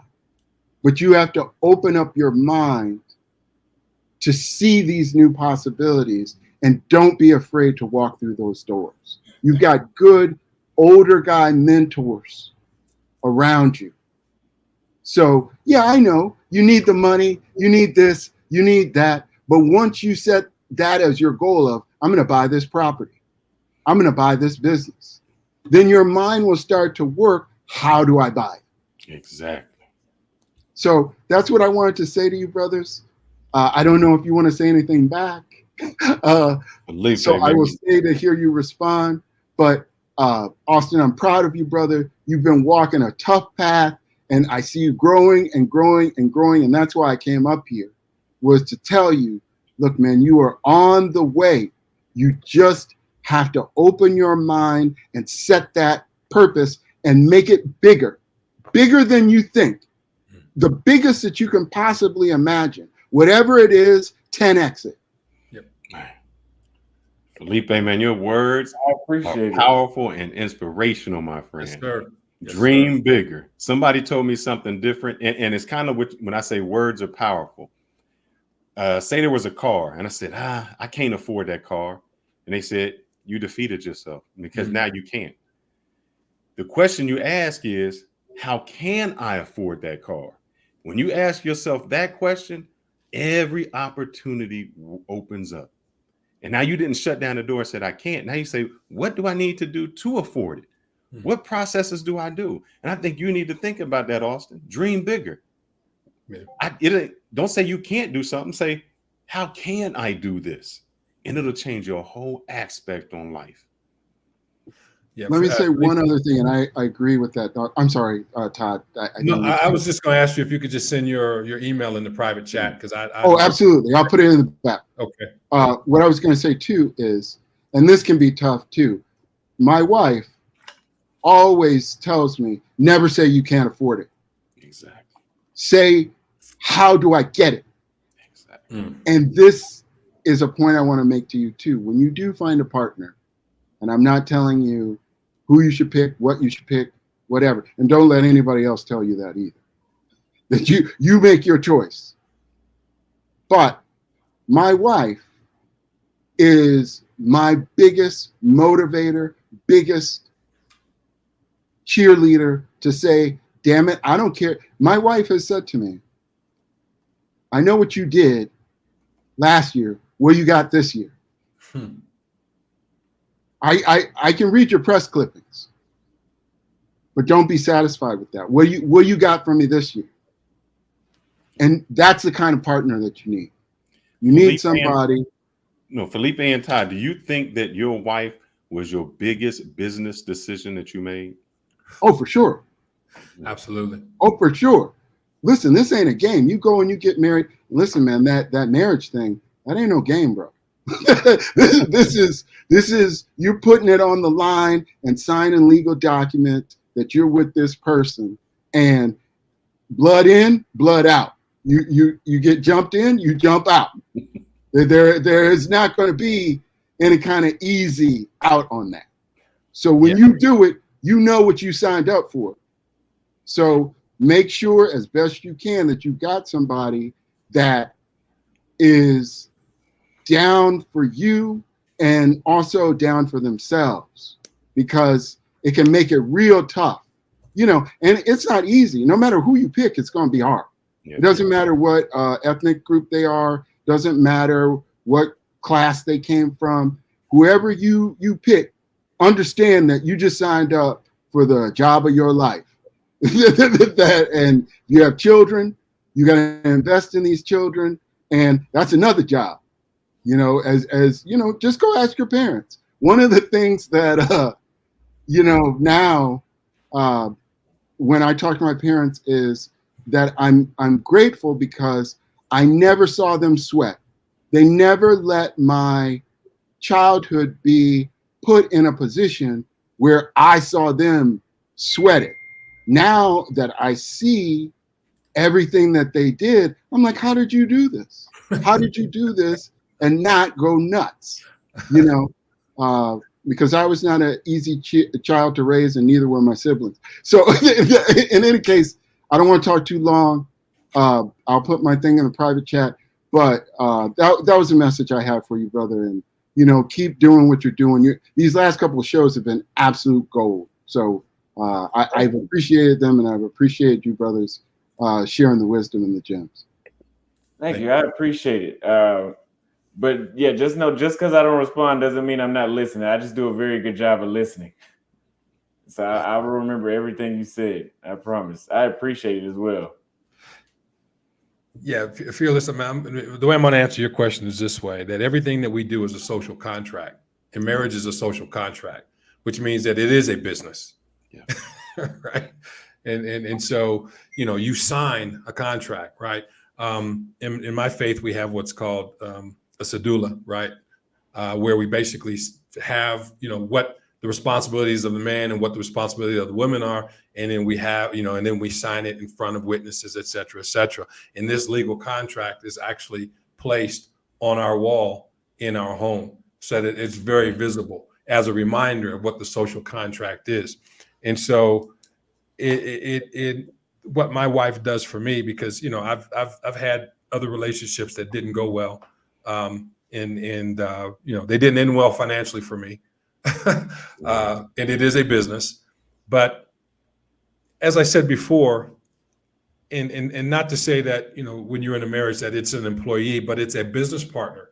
And so you don't want a business partner that you lose money. You want a business partner that enhances you so that you can both elevate your lifestyle. And when I say elevate lifestyle, it doesn't mean that you have to have the mansion on the hill, but it does mean that you have to be able to have resources so that you can leave something for your kids. And so when you have someone that has that same mindset and that same social contract and the same values and the same belief system, as Felipe said, it's not easy. Well, let me just say it this way. It's simple. It's just not easy. What makes it simple is that you make the decision. And I say that, and it doesn't matter you black, white. I think it's your decision. And I mean, we can talk about the rich people, but I think I look at Gucci Mane. Gucci Mane went to jail with $2 million, handed it all over to his wife. She could have spent it. She could have made it. She flipped that 2 million. I think he came out with 6 million or 10 million or something like that. Wow. So he came out better than what he was. Now, some women, if you didn't have a good person or a good wife in your corner, they used up all that money. You came out poor. But you had somebody who looks for your best interest, who says, we in this. This is our money. You go a lot further. I do got one more question for Felipe before you read that. I know you said you went to the United States to get your legal, to go to law school. And I know a lot of physicians that have gone to Cuba, they've gone other places. And what they say is, I wish that I could have studied in the United States and practiced somewhere else. So do you find that to be the same? I know that we always talk about, hey, we want to give up, we want to renounce this.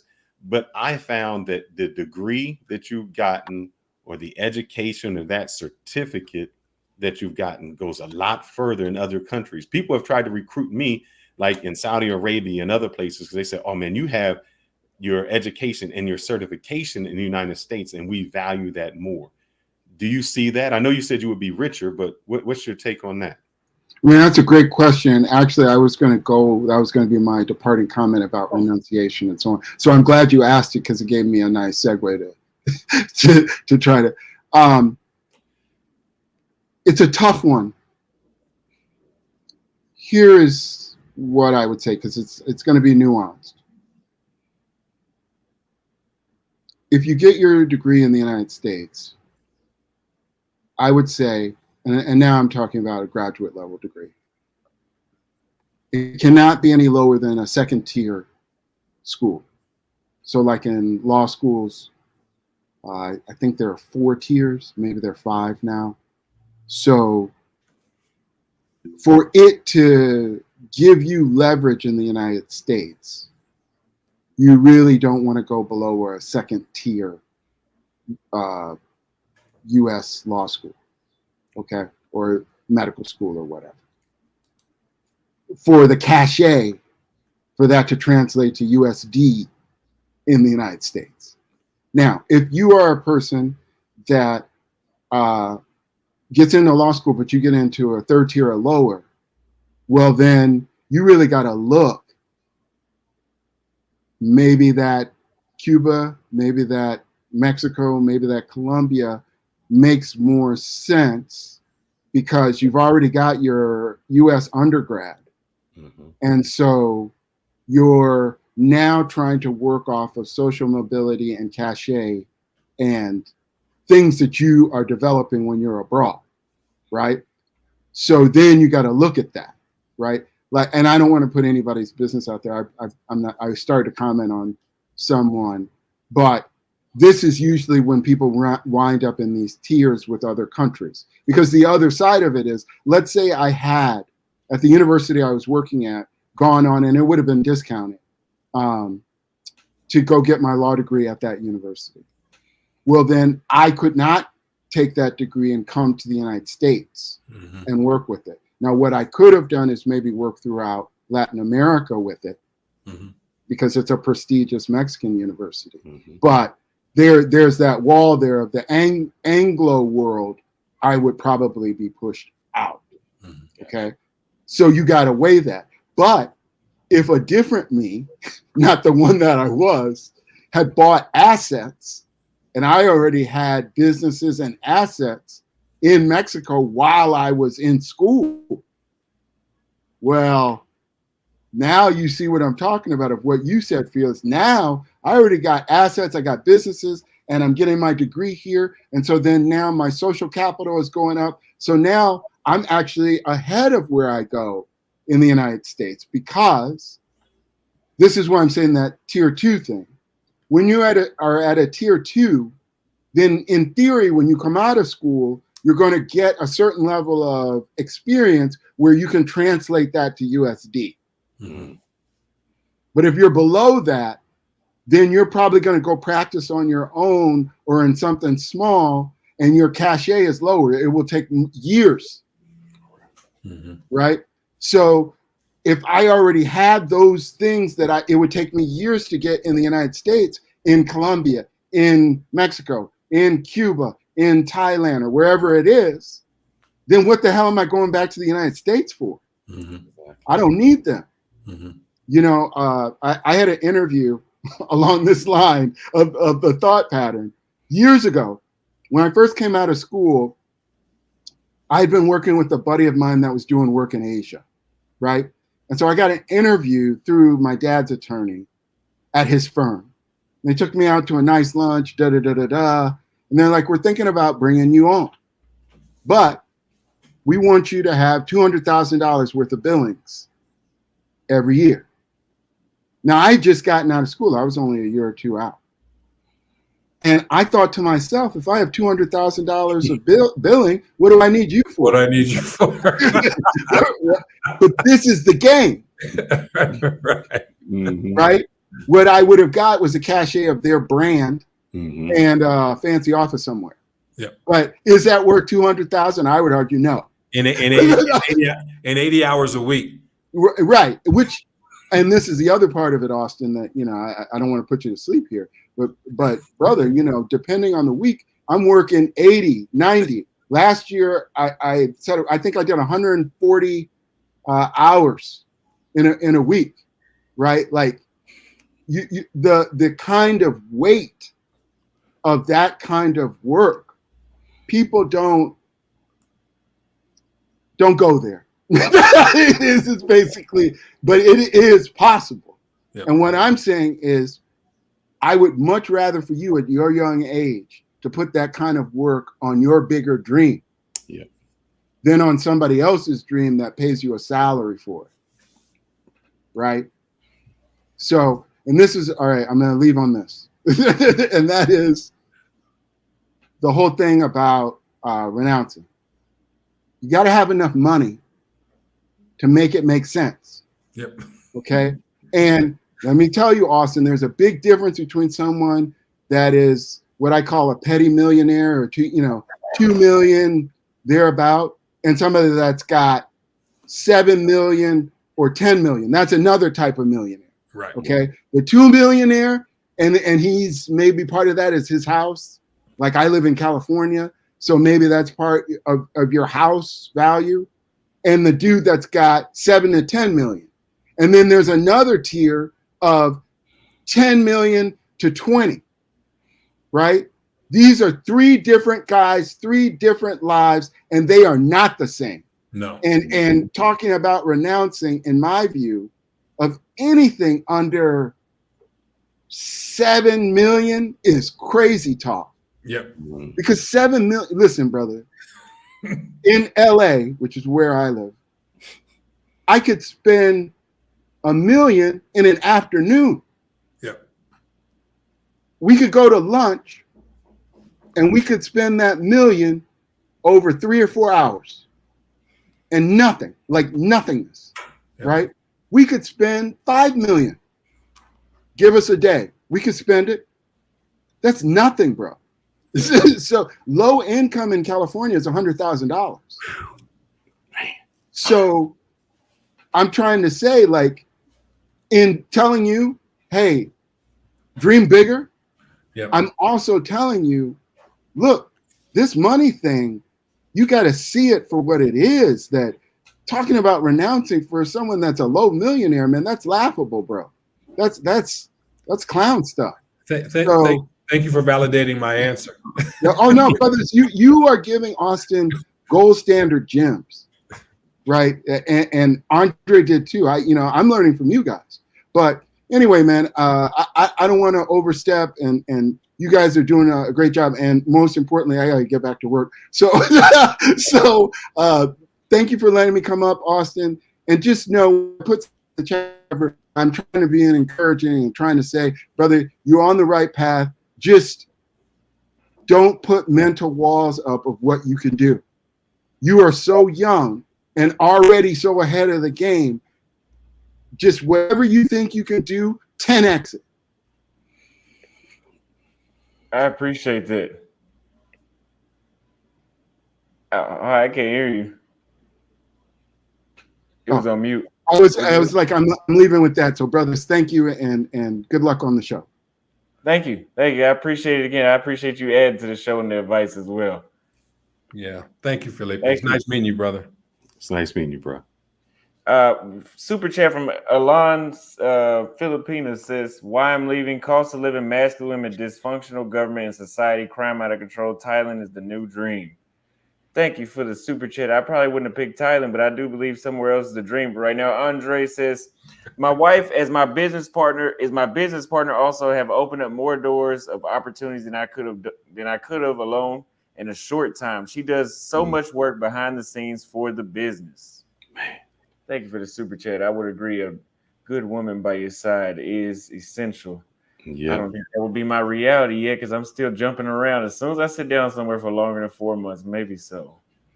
But even the girls you date, man, have them do some work behind the scenes for you. Be like, look, instead of you paying them, say, baby, you got to pay me, and you got to pay me with your time. Take care of this other light stuff for me. I could do that best in Africa. So I had to go back. I had a few of them propose that opportunity to me a few times. Yeah. Latin America, not so much. Not so much. The mentality is a little different, at least in these places I've been at. JB, I know you've been waiting in the back for a minute. We brought you up. Hey, how you doing, bro? How you doing, guys? I'm doing fine. Good. I was listening on the conversation, a pretty interesting conversation. Right now, I'm currently in Brazil, and I have a buddy of mine. We talk about like what type of business we can start out here, but I just want to be cautious because I want to make sure, I'm able to have ownership.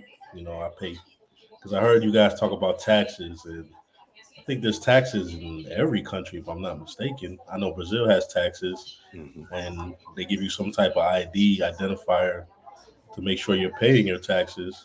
So, it's just doing the research and trying to figure out, can you own land? Can you own property as a foreigner living in Brazil or living in any other country?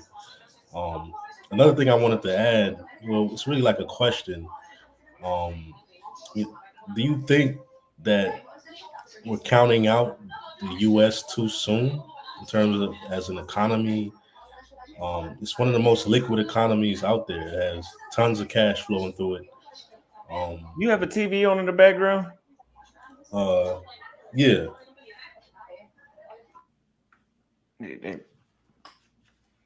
Let's see. But I agree with what he said. I think, and to Turn me, it down. JB, to answer your question a little, I think the American dream, in a sense, is to make American dollars, but don't live in the Western culture. If you can make American dollars and live somewhere else, you've changed the ball. You changed the game. In what way? Like through a job or starting a business? This would be more like a job. If you're going to start a business, I think you have to be in that location. But it would still be nice to be able to have the connections. Or I'll give an example. I know a friend of mine that was in DR, and they started a business in DR, but they were using the United States. I guess in Dominican Republic, if you wanted Victoria's Secrets or the lotions or the shoes, all of those things in those countries were more expensive. And they were able to ship those items to the foreign country, Dominican Republic, and able to sell them even at higher than what the retail was, and make money that way. So I think having that stream helps you out. So you can use both. I know that just because some of our items, I'm sure, when you in Africa, Austin, you said, man, the shoes, you just couldn't find tennis shoes. It was like, where the shoes at? Right. They might be that high. So you can do it both ways, whether you're there and inventing something or you want to import from the United States, because no matter what you say, no matter what you look at, people in other countries still like their Nikes. They still like American, the American logos, all the things that we innovate. Now they even have the restaurants. You got your KFC, your Taco Bell, your McDonald's, all of those places over there. So other countries still enjoy the innovation and the idea of America. I know someone who started a Starbucks. I don't drink coffee. And I'm like, Starbucks, who want to go sit at Starbucks in another country? It's the name that carries it over. Right. I know that we don't make money, but will send in a box down when Starbucks has the pumpkin spice. People are like, okay, can you send? They don't even know what it tastes like. Can you please send me the pumpkin spice Starbucks? Right. Because that is how far the United States has influence in other countries. So let me ask you this: do you think it's better to try to get ownership in another country by way of business or through marriage or having a kid? Ooh. I'm gonna let Todd, you take a stab at that first, because I got to do some thought on that. And the reason why I asked is I just want because to be clear. I snickered because he said, you know, we talk about how some people have kids in a foreign country in order to get citizenship. I kind of snickered at that. So JB, can you be a little bit more? Can you repeat your question? I just want to be sure that I have clarity on what you're asking. well, I probably should have said the kid a little bit different, but like say if you're in a relationship, with a foreigner like me, I'm in a relationship in Brazil. And I've thought about this. I don't want similar things to happen to me that happened to some older cats that I know that have been married in the States, lost half their wealth, their house. Like if I buy some land in Brazil and I get married, how does that work? Like, if we break up. So those things I'm thinking about, but there's alternatives to getting citizenship in Brazil. You can get citizenship in Brazil through starting a business. Yep. It's a process. You could get residency for about 2 to 4 years and then apply for citizenship as long as you're operating the business is still Correct. up and running. Right. So I was thinking about that. But right now I have a student visa, so I'm good for 2 years.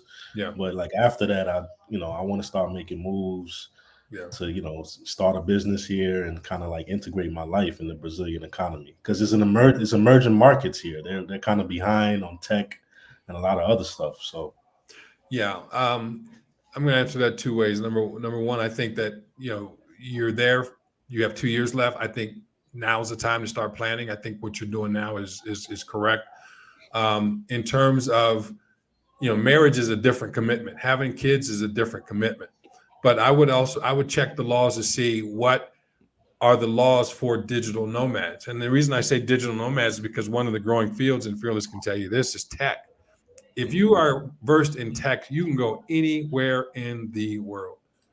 And being in tech, there are also tax advantages all across the world for being involved in tech as well.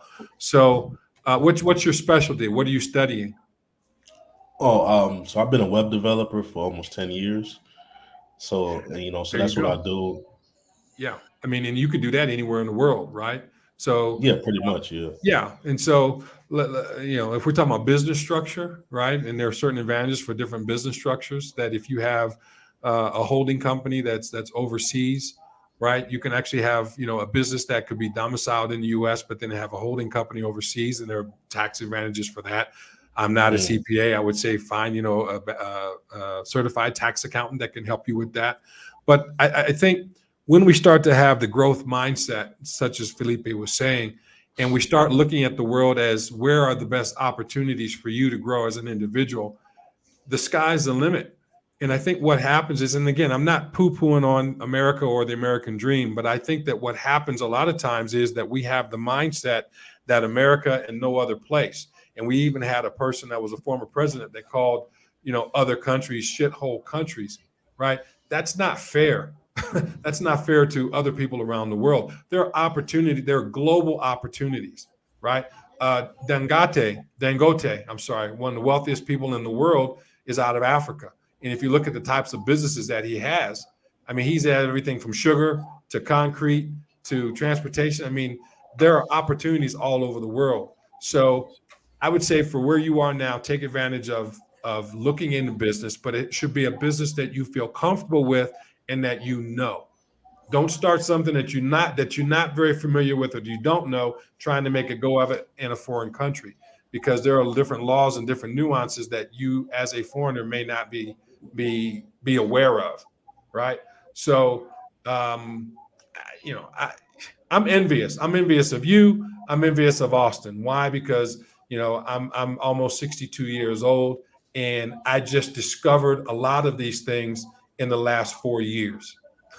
Why? Because I did not have a growth mindset. I had a fixed mindset. Mhm. And so now when I meet people such as yourself, Austin, and Fearless, I'm almost ashamed. Mm. You know what? As long as I'm still breathing, there's an opportunity. And as long as you're young and vibrant, take advantage of every opportunity that you have. So I hope that helps. Yeah, that helped a lot. And I should say, I don't think you should be feel any sort of way. A lot of the stuff I wish I would have learned sooner. But I'm 36 now, so I'm making my way You just a to try baby. to like. Your breath smell like carnation milk. Ain't that what Richard Pryor said in the past? I'm actually trying to slow down from becoming 40 soon. So I don't even want to see 40 yet. But JB, I would say leverage what you have. And for instance, if I was in your position, because I know some people that did this. You're in Brazil. Say, for instance, you finished with your student visit, or you said you've been in web development for 10 years. What's stopping you from having a class or teaching others web development and then outsourcing or basically insourcing that to U.S. companies where they use you and your employees to do that? That's what they do in India. That's what they do all over. Right. It's the contract work you can get. And now you're helping yourself because you're making money. The people would love to work for you because you are dramatically changing their life by the amount of money that you pay. You are still using your connections as a U.S. citizen to get something, but you're doing it in another country. So you're leveraging your U.S. dollars to dramatically change your life in another place and change other people's lives. So that's what you need to think about. Use the skill that you already have to increase what you got. Because I definitely could hire some cheaper web developers overseas in Hayes and probably make a mint. Yeah. Hey, JB, I need a web designer, man. So leave your chat. Leave your information in the private chat, please. Okay, I'll leave my email. Okay, cool, awesome. But I just came up here just to chat. I'm just enjoying the conversation. Austin, love what you're doing. Keep doing it. Todd, Fearless, appreciate you older cats, dropping gems on us. Don't meet too many older cats who want to do that. So I really appreciate you guys. No, brother, I want to say this before you go. And it's just not about us. I think everybody on this panel, even when Felipe was here, even the gems that Andre dropped, it's not your age that makes you wiser. It's the fact that I can still learn from Todd. I can still learn from JB. I can still learn from Austin. That's what makes you wiser. Don't think because my age makes me smarter. Continue to learn. Continue to sit here and listen and say, I never thought about that. I would like to do that. That's where the innovation comes. And that's what we lose as a group in talking when we have these groups, is that everyone can sit and learn. I'm learning from Todd. I'm learning from Austin just on the conversations. So never think that somebody's age makes them wiser. It's that person that sometimes can sit back and listen and help you grow. Because if I'm helping you, I might be saying ideas to you that I just thought about myself. Like, why am I doing that? You know what? Why am I doing those same things? So that's steel sharpens steel, my friend. Definitely, man. Appreciate it. We all learn from each other. I think that's how it should be. Each one teach one, That is correct. Awesome. Well, you guys have a good night. Gonna just chill out for the rest of the night. Enjoy yourself. Enjoy. I think it's Juneteenth. Happy Juneteenth. So, especially for you Texans. Yeah. Right. That's free. Yeah. That's free. All right. You guys take care. Right? Yes, all right, sir. Brother. Thank you, man. All right. Hey, Fearless, I appreciate, man, your insights and your wisdom, man. And that invitation is still open now. I know we talked about that the other day. So I will be down there, brother. Maybe after the summer, I'll come. Yes. Tell me what you do, man. Me, I started off with a school for information technology.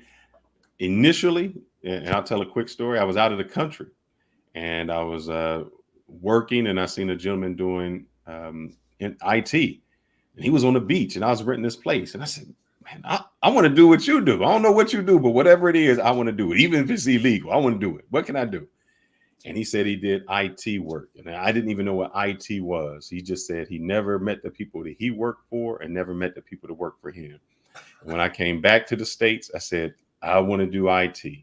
I went to school, and the first semester I was coding. I didn't even know what coding was. And I was like, this ain't for me. This is it. And one of the professors I had met, who was actually from Ukraine, he was like, get into cybersecurity. I was like, okay, I don't know what it is, but I'll try it. And I went into cybersecurity and then went into the cloud, and it just opened doors. So it allowed me to. So Austin, I was late in trying to live my dream. You got a chance to do it when you were in your 20s.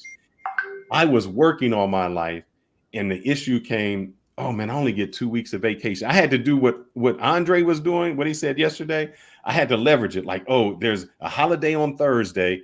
Now I can take, my Friday off, and then I got the weekend, and that's how I can go out of town. And that's how I got my 2 weeks to stretch into 4 weeks.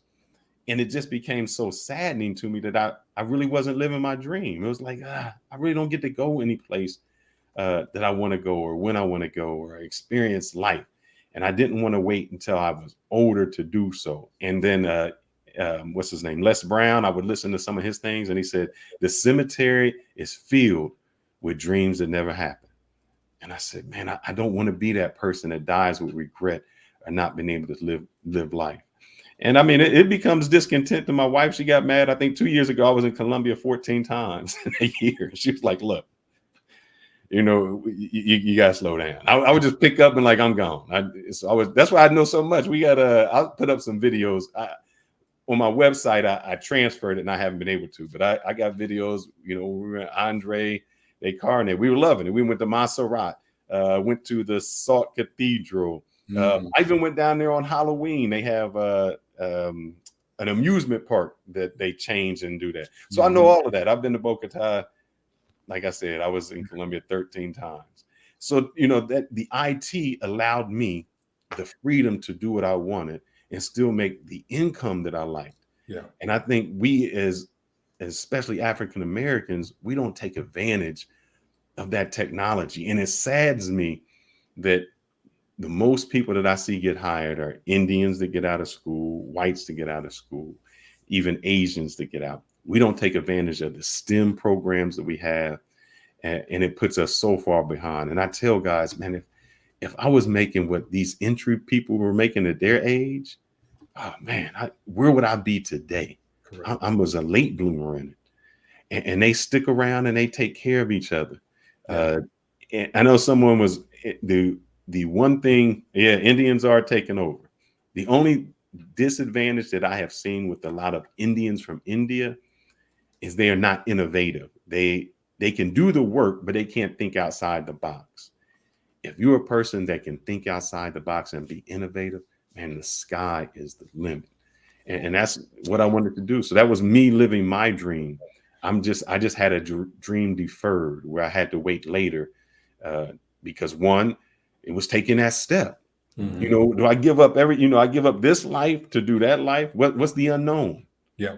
It's much easier for you, Austin, to do it when you're 21 than someone to do it when they're 41, because life, you've accumulated so many things that you think those things are important, and you have that debt. When you can do it young, if you fail, and if you failed at 21 and had to come back home, what does that mean? You fell at 25 and come back home. It doesn't mean anything. You haven't lost. All you've done is still experience. That's what I tell people. You have to be able to take that chance, take that leap of faith. And I think you said you burned the ship. Didn't you say that? Yes, sir. I'll tell people where that came from, because what happens is there was a war. There was a captain. They went to a foreign land. Yep. They unloaded everything off their ship. Why are you telling my secrets? I'm sorry, brother. They unloaded everything off that ship. And the captain said this: burn the ship down. And people are like, burn the ship? How we burn the ship? How we get home? He said, you don't go home. You either fight or you die. You don't have another option. Right. And when you tell somebody, and I tell people, a rat, Oh, it don't fight. But you put that rat in the corner and you see how tough it really is because they don't have an option. And when you take that option away where you say, I have to make it, I don't have anything to go back to, there is no retreat, you would do it. And I think that's what made me even better at going into IT, because I couldn't fake it. I didn't know enough to fake it. I was like, I can't talk the lingo. I don't know what it is. So I had to study, and it made me more focused to get there. And I think if you guys had the opportunity, and what pisses me off is I do consultations, and I'll tell people, I'll write out their whole schedule. I'm like, man, all you gotta do is an hour a day. And they can find an hour to do anything but study for themselves, to better themselves. They can invest their time in everything else but themselves. You said an hour a day. An hour a day, man. An hour a day, you change your life. Yeah. In 3 months. It's just like if you say, I want to get in shape. Austin, you want to get in shape. All right, it's January 1st. We can get you in shape by April 1st. All you got to do is just work out, walk, study. You did that for an hour a day, and in 3 months, you beach ready. Your six-pack is done. You know how many people in the gym on January 1st? You know how many people on there on February 1st? That's the difference. That's the entire difference. The people who don't make it past that, they give up. They live a life of excuses. They live a life that I can't do it. Everything else gets in the way, unmotivated. That's why I applaud you when I said, brother, the fact that I still see you working out and you make it a dedicated and you still do it shows your character. It shows me that you can look at something and say, I'm doing this no matter what happens. I'm still doing this. That's what people need to do. Correct. I would agree. Yeah. Well, one thing I'm not going to do is ever be skinny again. So that's always my motivation. Your life's too short to be small, my friend. Yeah. Think big, brother. Think big. And I got the results. The results when I started hitting the gym, I was like, yeah, I got to keep those. So it looks like we have because I'm done with my questions for today. I think we've covered because we're not really talking about traveling, so I make those topics very quick when it's about the United States. They're quick, but we have a disagreeer in the back. He was on yesterday, so I'll let him on to see Fearless right here. There he is. What's up, Poppy? Yo, look, first of all, let me make sure this is clear. Todd, I respect you. Fearless, I respect you. All right, let's start with that. All right, brother.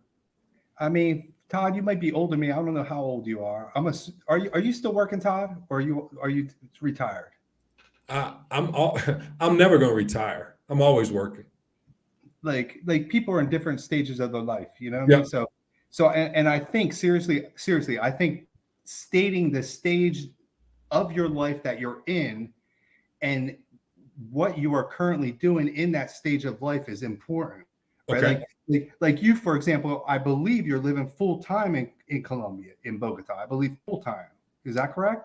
I travel back and forth to the U.S. Here's what I do. I've been an economics professor in the university level for over 24 years, but I also have a consulting firm, right? I have an executive coaching firm that I do. So the idea then is that I'm never going to retire. Why? Because I enjoy what I do. I enjoy what I do so much that I do it for free, but I'm so damn good at it, they decide to pay me. I'm going to do it for free. Fuck that shit. No, and I said I enjoy what I do. A little bit. Right, Austin, I can curse now a little bit. No. But I agree with you. I agree with you. It really depends upon where someone is in the stage of their life and in their mindset, right? I agree with that 100%. I'm not telling someone to quit their job. I'm not telling someone to go live abroad and struggle. What I'm simply saying, what worked out for me is the pandemic, right? My wife and I were married in 2019, in October 2019. The pandemic hit, we were separated 2020. We were separated for the first 9 months of our marriage, and I had to make that decision that says, wait a minute, what's more important to me? Being here in the U.S. or being with my family? So I made the choice and decision at that point that I wanted to move to Colombia. Why? Because my family, my faith and my family are most important to me. Well, and so what it forced me to do was it forced me to, I had to make some tough decisions. I still have to make tough decisions, But what my education and my background allow me to do is the ability to make different choices. And that's all I'm saying. And I agree. So let me ask another question. I know you're married. You just said it, right? And what percentage of time you living in Colombia versus America? What? Say that one more time. What's the percentage of time you're living there versus America? I don't want to disclose. I'll disclose that privately. I mean, what, 50%, 9%? I will disclose that privately. I'm not going to disclose that on Evergreen material. Because you got a cedula. Therefore, I'm assuming you have a visa, so you can stay there. Well, I think I understand what you're saying. You're trying to say basically you don't want to admit that you might be there more than 183 days. Right? I'm not even going to admit to that.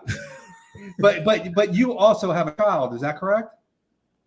With your wife? I have a stepchild here, yes, and okay. and from a previous marriage, I have two grown children. Adult children. I was just curious if it was your child or not. So I'm just. Well, yeah, it's my child, but I'm the stepfather. Right. So I'm just trying to understand the dynamics. I agree, and one of the things you said, which I have an issue with, what Felix tried to call me out on, is when I was young. Check this out. So my father was poor. My father had a bucket full of pennies. A bucket full of pennies. He had a house, and he had a bucket full of pennies. He was paying off his mortgage with a bucket full of pennies. And my parents were divorced when I was 5 years old.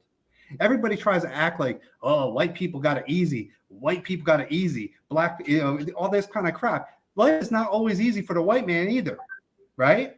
And so my father was a hustler. My father did business in the mafia, right?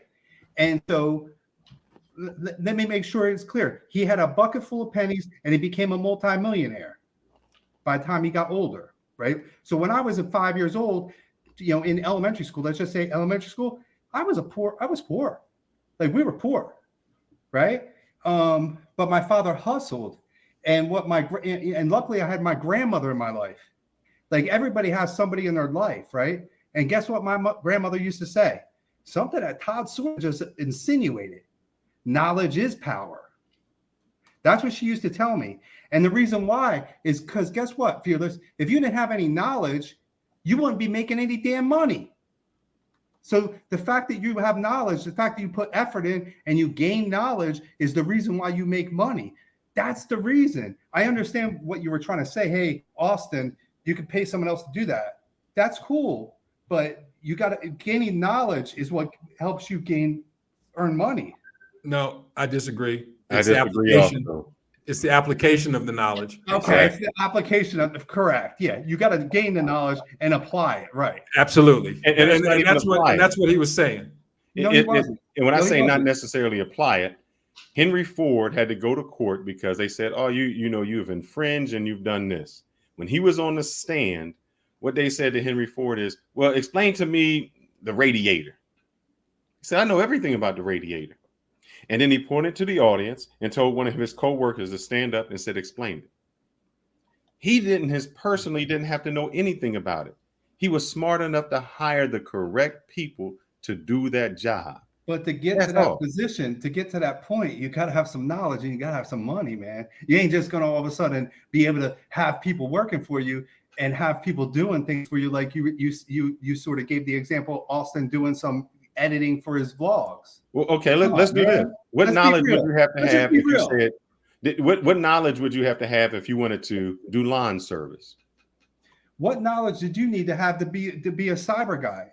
I don't know what type of cyber. So I do cyber architecture, dude. I'm an application architect, cyber arc. I actually make $200,000 a year, and I can show receipts all day long.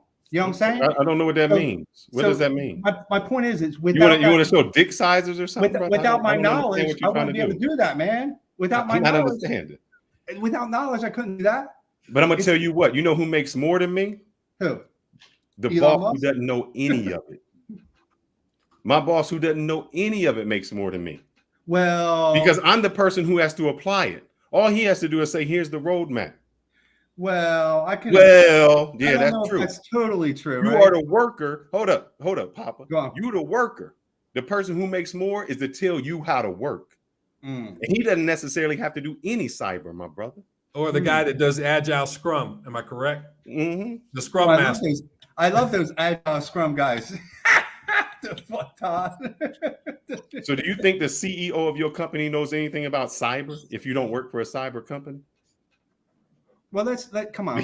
Okay, what about this? The dude who running the NBA is not playing basketball, but he's signing their checks.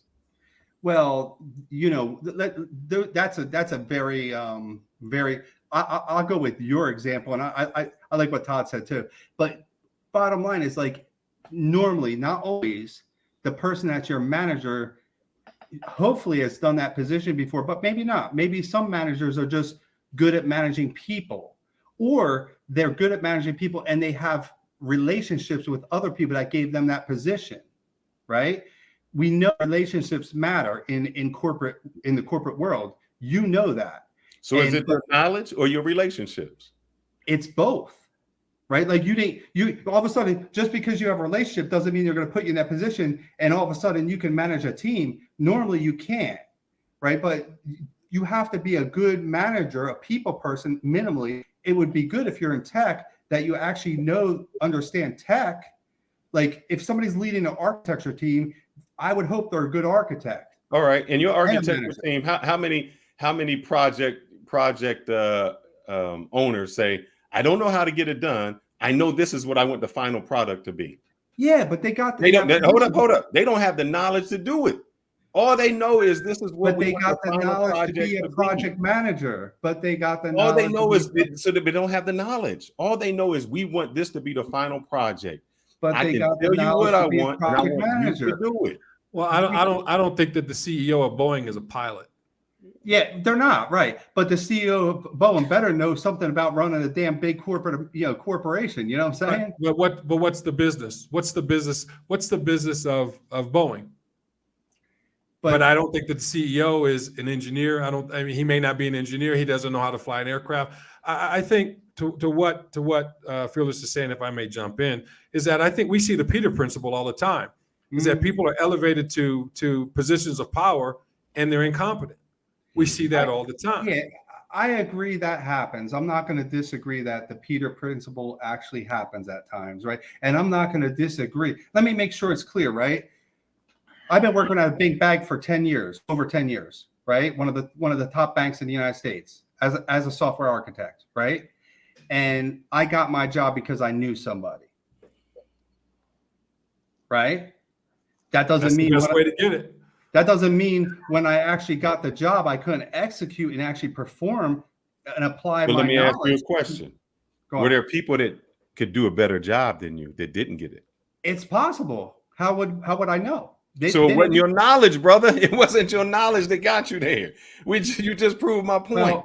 Because there were people that were more knowledgeable than you. You used something other than your knowledge to get to a certain stage. You applied your knowledge. You networked.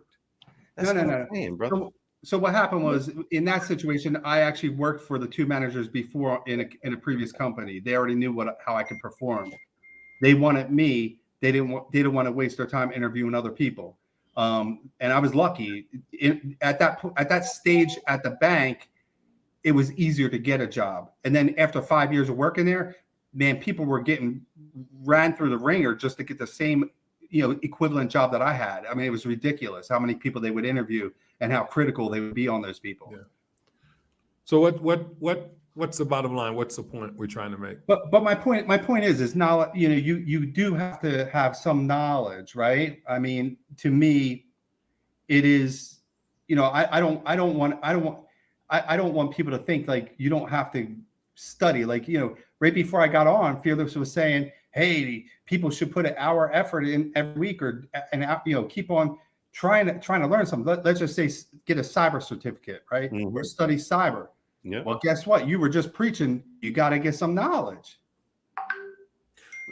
Getting the knowledge is one thing, but I think what we're saying is that, you have to have knowledge, but you have to apply it, right? Yeah. And I agree. You got to be able to. Some people, there are actually people that are really smart in the world that can't apply their intelligence, for example. Right? And then there are people that aren't as smart, but they work really hard to make up for that. Right? I mean, there's all different types of people, but the bottom line is if you're working in a job and you're delivering, you're applying your knowledge. Without having knowledge, you can't apply knowledge. And if you're not applying knowledge or doing something beneficial, you're not gonna earn money. I mean, some people get by not doing as much. I get that, but I'm just saying, knowledge. You do need knowledge, and you need to apply the knowledge in order to be successful. I mean, relationships help too, though. And the other thing I'm going to say is like the title. Why I was sort of giving you some smack, Fearless, was because the title of this whole thing is "The American Dream is Over," right? Mm-hmm. But from my perspective, you are an example of the American dream being successful. But I am from a different generation, my brother. How old when you are look at the new generation, it is very difficult to do it. And I explained that. So I'll explain it again. In your father's generation, he would work for somebody for 30 years. His salary could not only take care of himself, but it could take care of his wife, where she could stay at home. He could send his kids to school. He could retire on a pension. That was the American dream then. He could afford a house on one salary. That was the American dream at that time. And even kind of fading into where my generation is. In Austin's generation, it's entirely different. That one salary doesn't make it. It's very difficult that even if you go to school, which you can be educated and get knowledge, that does not even guarantee you a job now. So he can do all of the things that my generation did and still not have success. So that American dream of, hey, I want to get married, grow a family, go to all of those things are null and void in this era. So his American dream is entirely different than what my American dream is. So he has to adapt. He has to change. How old are you? Half a century, brother. So you're 50 years old? Mm-hmm. So, I mean, at least it was good for you, right? Like let's not talk about current. Like you are an example of a successful person, American dream. Do you agree? But we're talking about a generational thing. What was good for my father may not still be good for me. What's good for me may not be good for Austin. Let's be real. Let's just talk about you. You're 50 years old. I'm not Austin. So if we talk about it, you're comparing apples to oranges. If you're on the panel, you're representing you. You're not representing Austin. All right. To me, I told you, I said, man, the American dream is great for me. I did what I needed to do to get there. I don't have a problem. Okay. I don't know what you're saying. I never said it was. You got an education. You got educated what you needed to get educated in. You're making money. Mm-hmm. You have your own house. Mm-hmm. You got your wife. Mm-hmm. You're happy, right? Yes. But if I was younger and I had to do it all over again, I would do it differently. Would I spend $100,000 at a college when I can study and get an AWS certification, when I can get Azure, GCP, if I could get those certifications, if I could save up money and go to a boot camp and get my CISSP, would I spend $100,000 in college? Or would I take that and maybe go to a boot camp where I could do front end? Where the hell did you go to college that you spent $100,000? Like, you didn't spend $100,000. You're trying to get too much of my business, my brother. You capping. Talk about. Let's say I spend $40,000. Let's say I spend $10,000 a year. Well, let me just say this: that if you went, it depends on the type of school you went to. I went to a school where back in the '80s it was $10,000 a year to go. Back in the '80s. So I mean, so don't say well, you can't go to a school that costs that. There are plenty of schools. Education is much more expensive now. I think the 1 year now at that particular school that I went to in undergrad is $40,000 a year. Well, so it can go up, very fast. And what we're talking about is the difference between Austin and what in my generation and also Fearless's generation.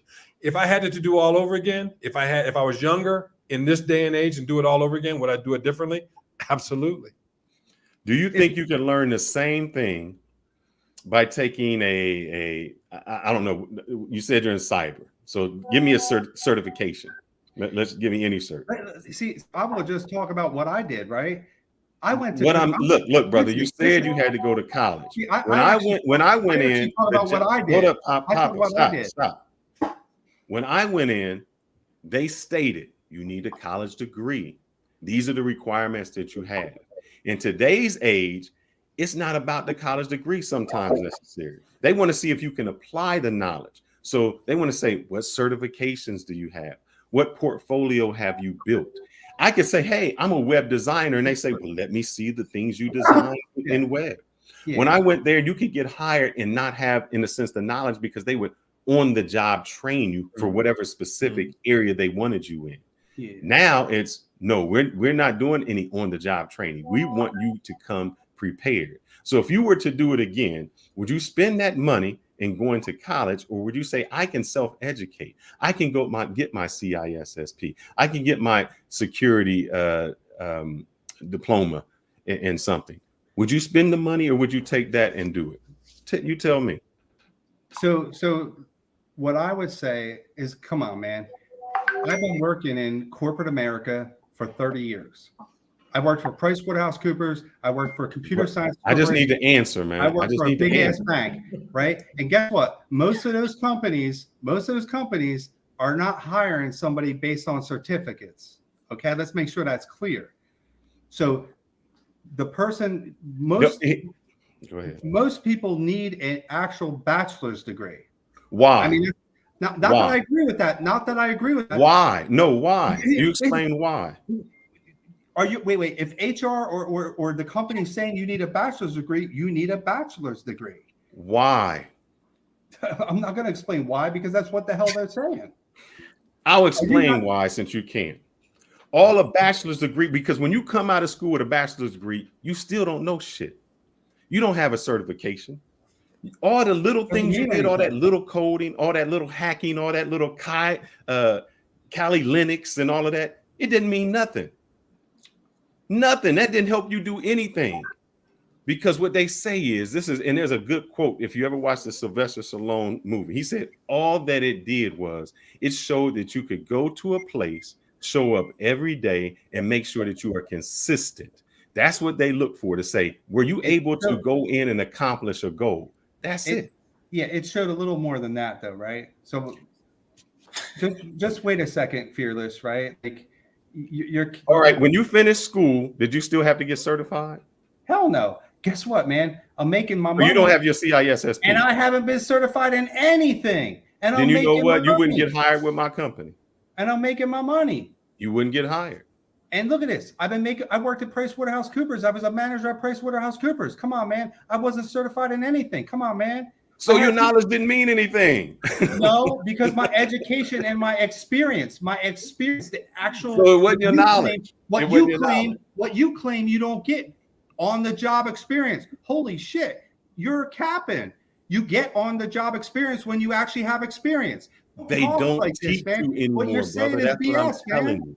No, they don't teach you. A job is limited. They say we want you to have some type of knowledge, some type of portfolio, some type that you're bringing there before we hire you. Those places say we don't take time to do that. We don't have time to develop. If they don't say that, right? There's two ways to get a job. You either walk out of college, you get hired out of college, or when you get more experience, you get jobs. It's called experienced hire, right? Normally, you still need a college education, but your experience gets you that. Like, where are you getting the experience? Wait.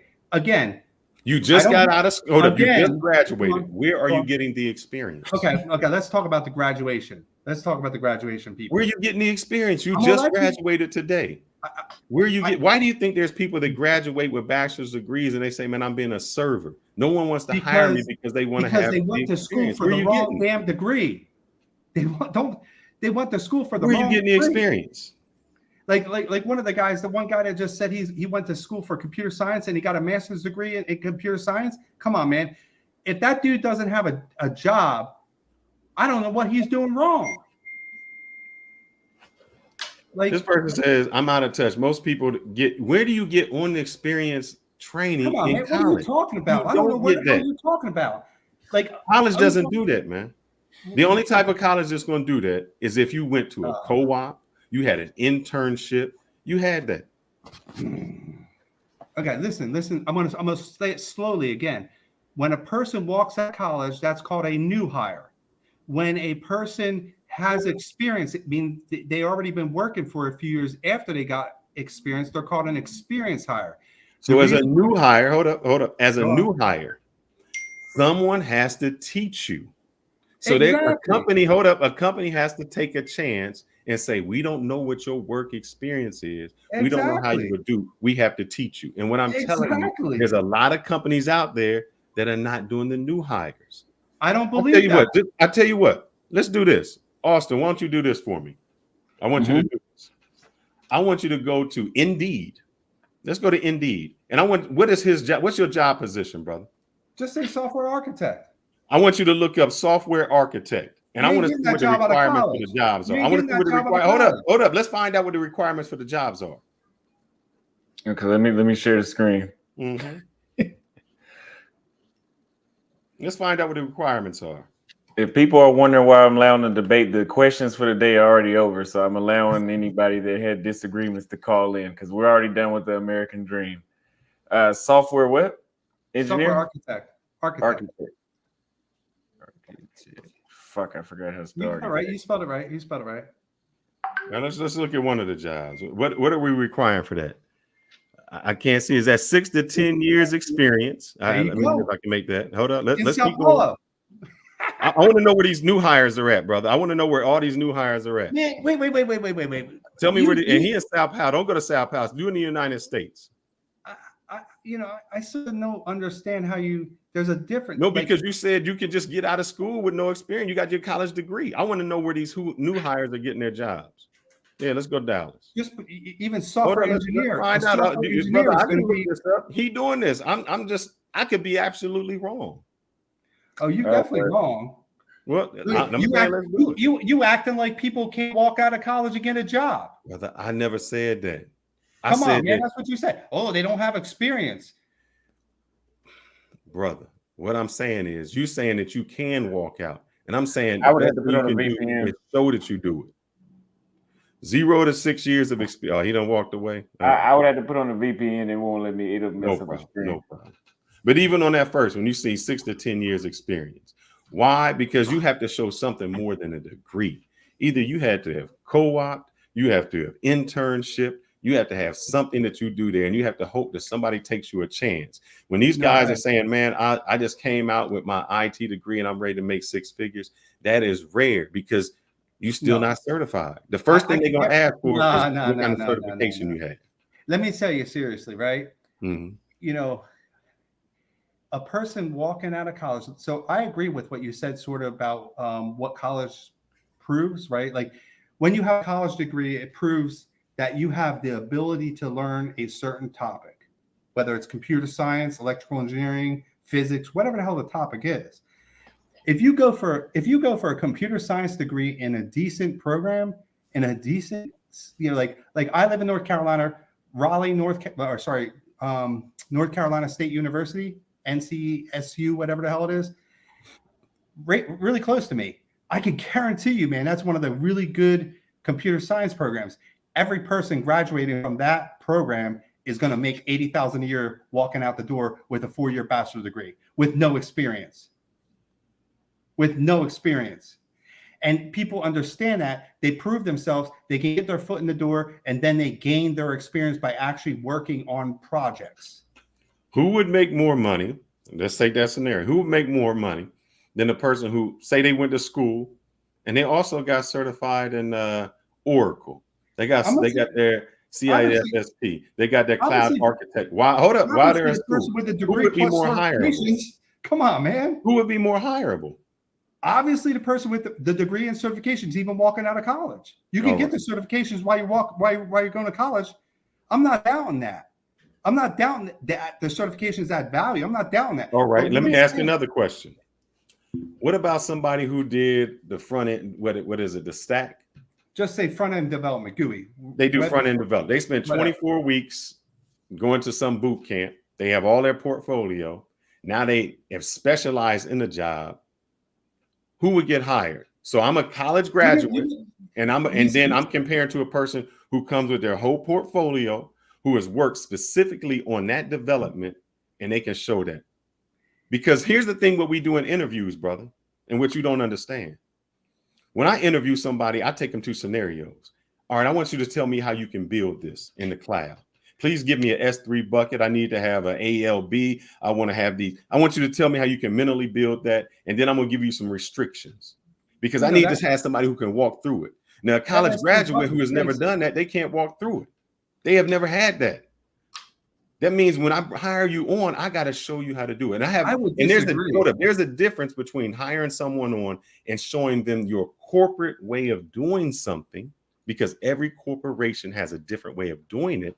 Oh, yeah, that's true. And that is different than hiring someone on who you have to not only show them the corporate way, but you have to also show them how to do those basic things. So they're already going to be 6 months, 8 months, a year behind to just get up to where you need them to be, up to speed. That's the reason why. Come on, man. If you've hired somebody with experience, right? Let's just say a person walking out of college versus a person with 5 years experience. Not 5 years. That's not the scenario I gave you. I said a person out of college and a person who did front end development through boot camp, who's done the work, who's developed, who has a portfolio. Those are so one went 4 years, one went 24 weeks. Okay, let's just seriously, right? A lot of requirements are basic, that you need a college degree, a 4-year college degree. I don't care if you believe in it or not. A lot of corporate companies want you to have a 4-year college degree. I don't agree with it. So hold up, let's take that. Hold up, let's do that. So say I didn't want to do corporate. Say instead I want to spend 24 weeks. You could do that. Hold up, listen. I want to spend my 24 weeks, and now I can get this job at this place, any place. Now I'll work at that place, even making more money. I have less debt because I didn't have to pay for college. All I had to do was pay for this boot camp. Say that boot camp was $10,000. Now I only got $10,000 debt. And a lot of the boot camps will do this. You don't have to pay them. You know how you pay them? You go through for free. And then when you finish, they say, you know what? You pay us on your first job because we're going to make sure you get hired. They're going to find you a job because they want to get paid. So that means that place that you just graduated from, they find you the job. I don't care where it's at, because now after I do my 5 years, I got the experience to go corporate, but I got the experience to go corporate with less debt. I got more experience. How is that different, man? I'm not saying it's a bad idea what you're saying, right? But all I'm saying is there are certain companies you can't even get a job without a 4-year degree. So your route would not work. I'm not saying it's right. I'm not saying like corporate. Brother, once you get to a certain level, I have a master's degree. You know how many people ask me about my master's degree? Probably nobody. 0. Exactly. Once you get to a certain stage, none of that matters, man. Well, if you have your 30 years experience and you never put the college you went to on your resume, do you think somebody says we can't hire you because you don't have that 4-year degree? Well, unfortunately. Wow, come on, man. No. I hate having these arguments that don't go nowhere when you're talking this crap, man. No. Fearless 360. Unfortunately, you're taking me out of my element, brother. And my wife yelling at me over here because she said I gotta stay calm. No blood pressure, baby. No blood pressure. If a job requirement says you need a 4-year degree, it doesn't matter what your damn experience is. You still need a 4-year degree. That's all I'm saying. It's that basic. Unless you know somebody. No. What I'm saying, Todd, seriously, like you look at some requirements online, they will just say you need a 4-year degree. Even if you have 10 years experience, for some reason, they're still hung up on that damn 4-year degree. I mean, do I think that's right? No. I would prefer the fearless route. I would prefer that everybody can follow the fearless route. And I'm sure there are companies that will hire people based on what Fearless is saying. Okay, you're young, just get certs, and then go try to get a job. Here go the thing, Poppy Rico. So I am going to agree and disagree with you.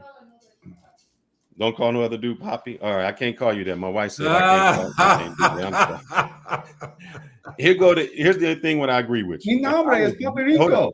If I was young, I would tell somebody, hey, you 18, spend your first 2 years at a community college. It's going to be less money. Then from there, go get your degree. Much easier. I can't tell that to a guy who is 37 years old. to take 4 years of your life to do it. It's in completely different aspect. If you're going to be older and you want to go through this, you can't, you know, you already have debt, you already have time. I'm not going to tell you to go back to college. I'm going to tell you a different route that can get you there. And there are alternative routes that can get you in the same position and get you there. You know, you may not be coming out your first year making that 6 figures. It may be like 60,000, but then you gain the experience and gain the trust, and you're there. You transformed your life. So that it still becomes what age you are at. Of course, to a younger person who has time, I would say, you know why I go to college? One, it's going to give you a networking experience. I've networked with people I still network with, that I can still call upon and say, hey, that was my classmate. They're in this position. I can still use them, and I can call on them and get it if anything's needed. So the networking, the fact that you are surrounded by like-minded people. The college that I went to, mandatory co-oping. That's how I got the position that I'm in, because I was forced, or not forced, it was required that every year college businesses would come in and they spend a whole 2 days there, and you would interview. You would say, this is what I do. So my experience came before I ever graduated. So as soon as I worked for the company, I worked 3 years at a co-op for the same company. They was already like, as soon as you graduate, you already hired. Oh no, the co-op. So I had, so I had 3 summers of experience. Yeah, they already knew my work, already knew the corporate culture. So exactly. I could walk in. That's going to be different for somebody who's 35, my brother. No, I agree. I agree. So what we arguing about? I agree, but like the Frank just said, right? I am a IT hiring manager. Some companies are dropping the degree requirement. Some companies are, but some companies aren't. You know, like that's the problem. If the company is, some of these companies, man, they're old school. They want that damn degree. They want to. Some countries, hold up. Some countries let me in. Some countries don't. That means that what am I going to do? Am I going to try to go to the countries who don't let me in, or I'm going to try to go to the countries that let me that don't?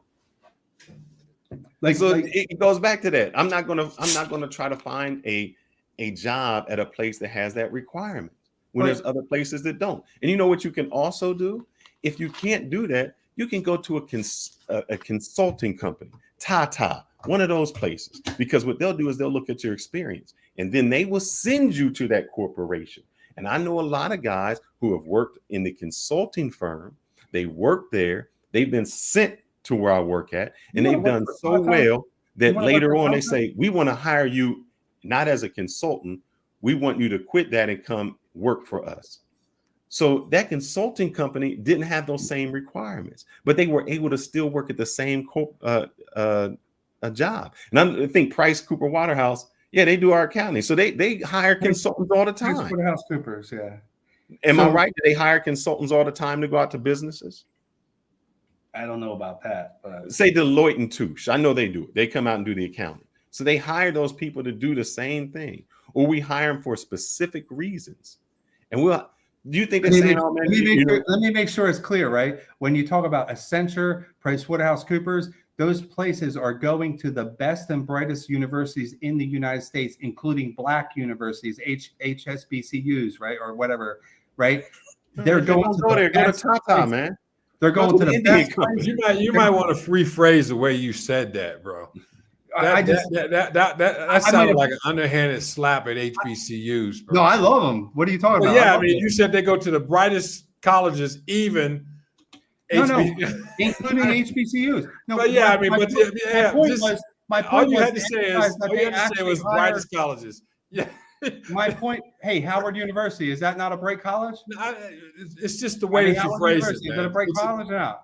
Obviously, it is, right? All I'm simply saying, man, is that the way you say things sometimes people catch the little nuances. I'm not saying that you meant it, but I'm just saying, just be careful, bro. Yep, he's saying exactly what I'm saying.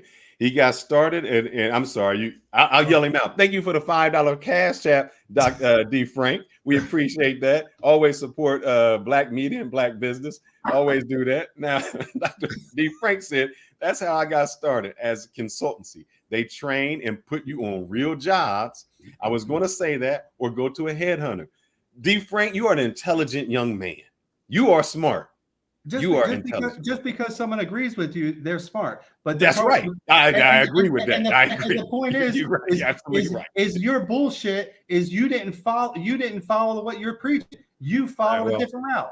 Gentlemen, I'm going to because here's the thing. Here's the thing, brother. You went to college. Hold up. Went to college. I couldn't Todd, what were you about to say? I'm gonna sign off and let y'all continue this. Oh no, brother! Don't leave me here alone, brother. Because I ain't doing that. If you sign off, I'm gonna. I was gonna say, I'll go in it like my grandfather always said. Good things busy. love the dark and find the nighttime as pleasant as the day. I'm going, y'all.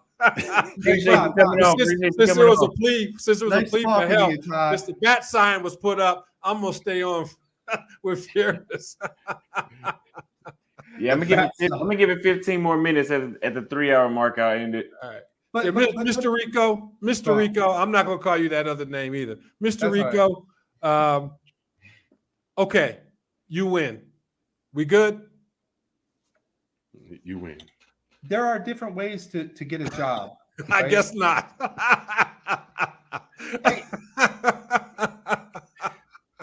Now I understand. I understand. Rico, why you we agree with you, man. We agree with you. Why he goes onto that feminist channel now? Because that same person on that feminist channel always can't. Let's Grant, I got another point, right?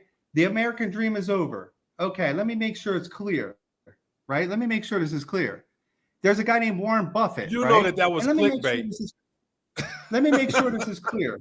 Warren Buffett will tell you, right, that being born in America gives you an advantage. So like ginger ale now. I'm drinking Heineken. Right. Being born in America gives you an advantage, right? So to act like the American dream is over, I don't believe that. And this busy guy, this man's a jackass. He's calling me in the back channel, right? Shit, why don't you go live in another country? And why don't you denounce your citizenship? Because when you're born in America and you act like a victim and you act like it's tough here, if you can't survive here, you're not going to probably be successful if you were born in another country. All right, Mr. Rico, you win. Well, you win. That's a fact. Warren Buffett says it. You think he's lying? Well, Warren Buffett has a different lifestyle, so he can say a lot of different things. And he started like a poor dude, right? Well, he's 80 years old, so poor 80 years ago is different than poor today. 90. I don't know how old he is now. Well, Rico's just rambling. He's not making sense whatsoever. You don't need a 4-year degree for tech in today's day and age. That's the old school way. Yeah, I don't know. I work in tech right now, so Are you a hiring manager? I don't think. Yeah, I interview. Right, I know what the requirements that's not the question. All you got to do is look online and see what the requirements are, like Felix was saying. If you look online, but again, you also stated that it's not for every company. Right. Correct. Okay, and so we don't disagree.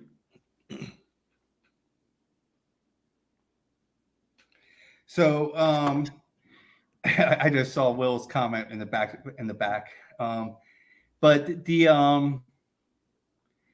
all I'm saying is, right, like I just thought it was hypocritical that Fearless is on this live when he is an example of the American dream, and he will be and still is. Even Todd is still tethered to America. You're tethered to America. You're still making your money in America. So what's your point? Obviously, you need to be tethered to America. America is good. That's your opinion. I don't need to be. I go where I'm appreciated, right? And so when you say need to be tethered, I was born here. And so my birth certificate tethers me here. So the Sescu Trust tethers me here. What is the Sescu Trust? What is that? Exactly. What is that? I don't know. Exactly. Look it up. I don't know what that is. But okay, let me say this, right? You did say you would denounce your citizenship, though. Todd I did not say that. I said it depends upon the amount of money that I have, and then I would make that decision. And then we had an attorney that was on that talked about the different levels of money. A millionaire is different than a 7 million millionaire, which is different than a 10 million millionaire. And so what I said is I would like to have the income in order to make the decision. Now, you can infer anything you want from that. but that's your. So bottom line, your bottom line subjective is, opinion. bottom line is you're not gonna, you would not give up your citizenship. Bottom line. The bottom line is, I would make the decision at a certain level of income. Now, let me be clear. I would make the decision at a certain level of income. Now, let me be further clear. I would make the decision at a certain level of income. Now, if I have to be, I can't be any more explicit than that.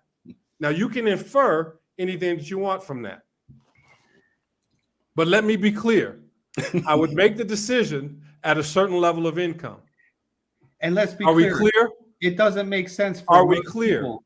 Even Are we clear? Of the word people, I'm looking for is crystal. Are we clear? Yeah, you're not gonna give up your citizenship. What's the word That's I'm what it looking is. for? Are you? You're not going to give up your citizenship because you're not at that level of income. I can guarantee you that. Can you? More likely, because statistics More show likely means probability. Okay. the probability is no. I appreciate the conversation. I'm done. Todd, it was a pleasure, my friend. And Thank don't let you, the 3 out of 4 boxes, don't let the 1 box diminish the great knowledge that we were able to share on here. So we had a great conversation, great things come. So do not let I'm crystal clear, my brother. That's all I gotta say. Thank you. Hey, I just don't like selling America is not the right place to make money, right? No one said that. Well, that's sort of what the American dream, kind of negative American dream. The American dream's over. It is the American dream. It still exists. For many people, the American dream was never a possibility. It can be, right? Why do immigrants come to the United States? Do you know the difference between subjective and objective? Do you understand the difference between subjective and objective? Okay, let me give you an example, Todd. I'm going to give you an example, right? So why is it? Because you brought up that I had the wrong average, salary per year, the wrong medium salary. I can Google. I've been Googling all my life. Matter of fact, that's how I make my money. If you've been Googling all your life, what year was Google made? I don't know, but I've been Googling. I guess you've been Googling all your life then, brother. What does Google mean? Not all my life, but what does Google mean? Life, a hell of a lot. Right. But the point is my ex-wife, right? I brought her from a different country. I sent her through college, so I know how much college cost, right? And she's 39 years old, so she's younger than 3 of us, and she is living the American dream. And the reason why is because she worked hard, and she makes $100,000 a year easily now. Why is that? Because she's not a victim, and because there is a such thing as American dream. That's a here's fact. the thing. Hold on, let me help you out here. Let me help you out here, sir. Who paid for her college? Papi Rico. Oh, so if there's a poor kid who can't afford to go to college, who has to make a choice between a job and where he can go, who pays for that? Who gave them that opportunity? No, I can agree with that. But there are always opportunities in America. To me, right? Even if you wanted to join the military to get a college education, join the military. Do whatever you got to do. You can advance in America. I'm just saying, you're trying to compare someone you paid college for, who had a life of luxury, to someone who has a struggle. That's comparing apples to oranges. But their lives are completely different. You are the kind of person that says this: Oprah Winfrey made it. Why can't you? But hey, she spoke English before she got here decently. But I sent her to ESL. I sent her to community college. She was going at first getting an associate's degree in nursing, and then I said, go for your BSRN. So I sent her to my old 4-year college, right? And she went there. I'm not saying she didn't have an easier way. She had a sugar daddy. I was basically her sugar daddy. She basically, I supported her for 14 years. Right? I'm not a person that believes in the victim Olympics. I know everybody starts at a certain place. Your wife started on third base. It's some people that start in the dugout, and their struggles a little bit harder. She started in Vietnam, very poor. Well, not very poor. It was a decent family, but it's still. Busy doesn't like my example. He said, this guy is a terrible example of a man. Poppy Rico is lost. Well, if I'm a terrible example of a man, Busy, why do I have more money than you? Let me ask you a question, Mr. Rico. Wait, why do I Does have more money, cash hold up, circumstance than does you? money make you a man? There's a lot of things that make you a man. Being successful. No, but you just compared it. You just traveling, said you have more I money. So travel. does your amount of money make you better than someone who has less money? There's a lot of different criteria. It depends on what you value. Then why did you use money as a criteria to say that you were a better man? I think one measure of success is money. Why is that? So Because let me ask you a question. Let me ask you a question. Let me ask you a question. If I hit the lottery and now I have more money than you, is that one measure that makes me a better man than you? Maybe not better, but you definitely are a lucky motherfucker. So all it did was just make me lucky. Yeah. Well, that's a crazy example, but all right. You know, say I didn't learn anything. My last name is Walton. You know, I'm the Black Walton. Nobody knew about. But I got a stock in Walgreens because hold up, I didn't do anything, and somebody died and gave me money. Does that make me a better man than you because I inherited my wealth and I didn't work? Yeah, I mean that's a nice thing too. Don't think I got it that way. Hey, Fearless, but you're not answering the question. So I'm basically saying that money doesn't make you a better man. Austin, you could add this Busy guy onto the live. I mean, he's going to be interesting. He likes to talk about, you know, he's talking about white privilege. You know, he thinks I'm a terrible example of a man. Let's bring this dude on the panel. I mean, let's see what the we only got 5 minutes. And Busy, if you want, why don't you cam up? Let's see what you look like too. Austin, I think, man, you are a marketing genius, bro.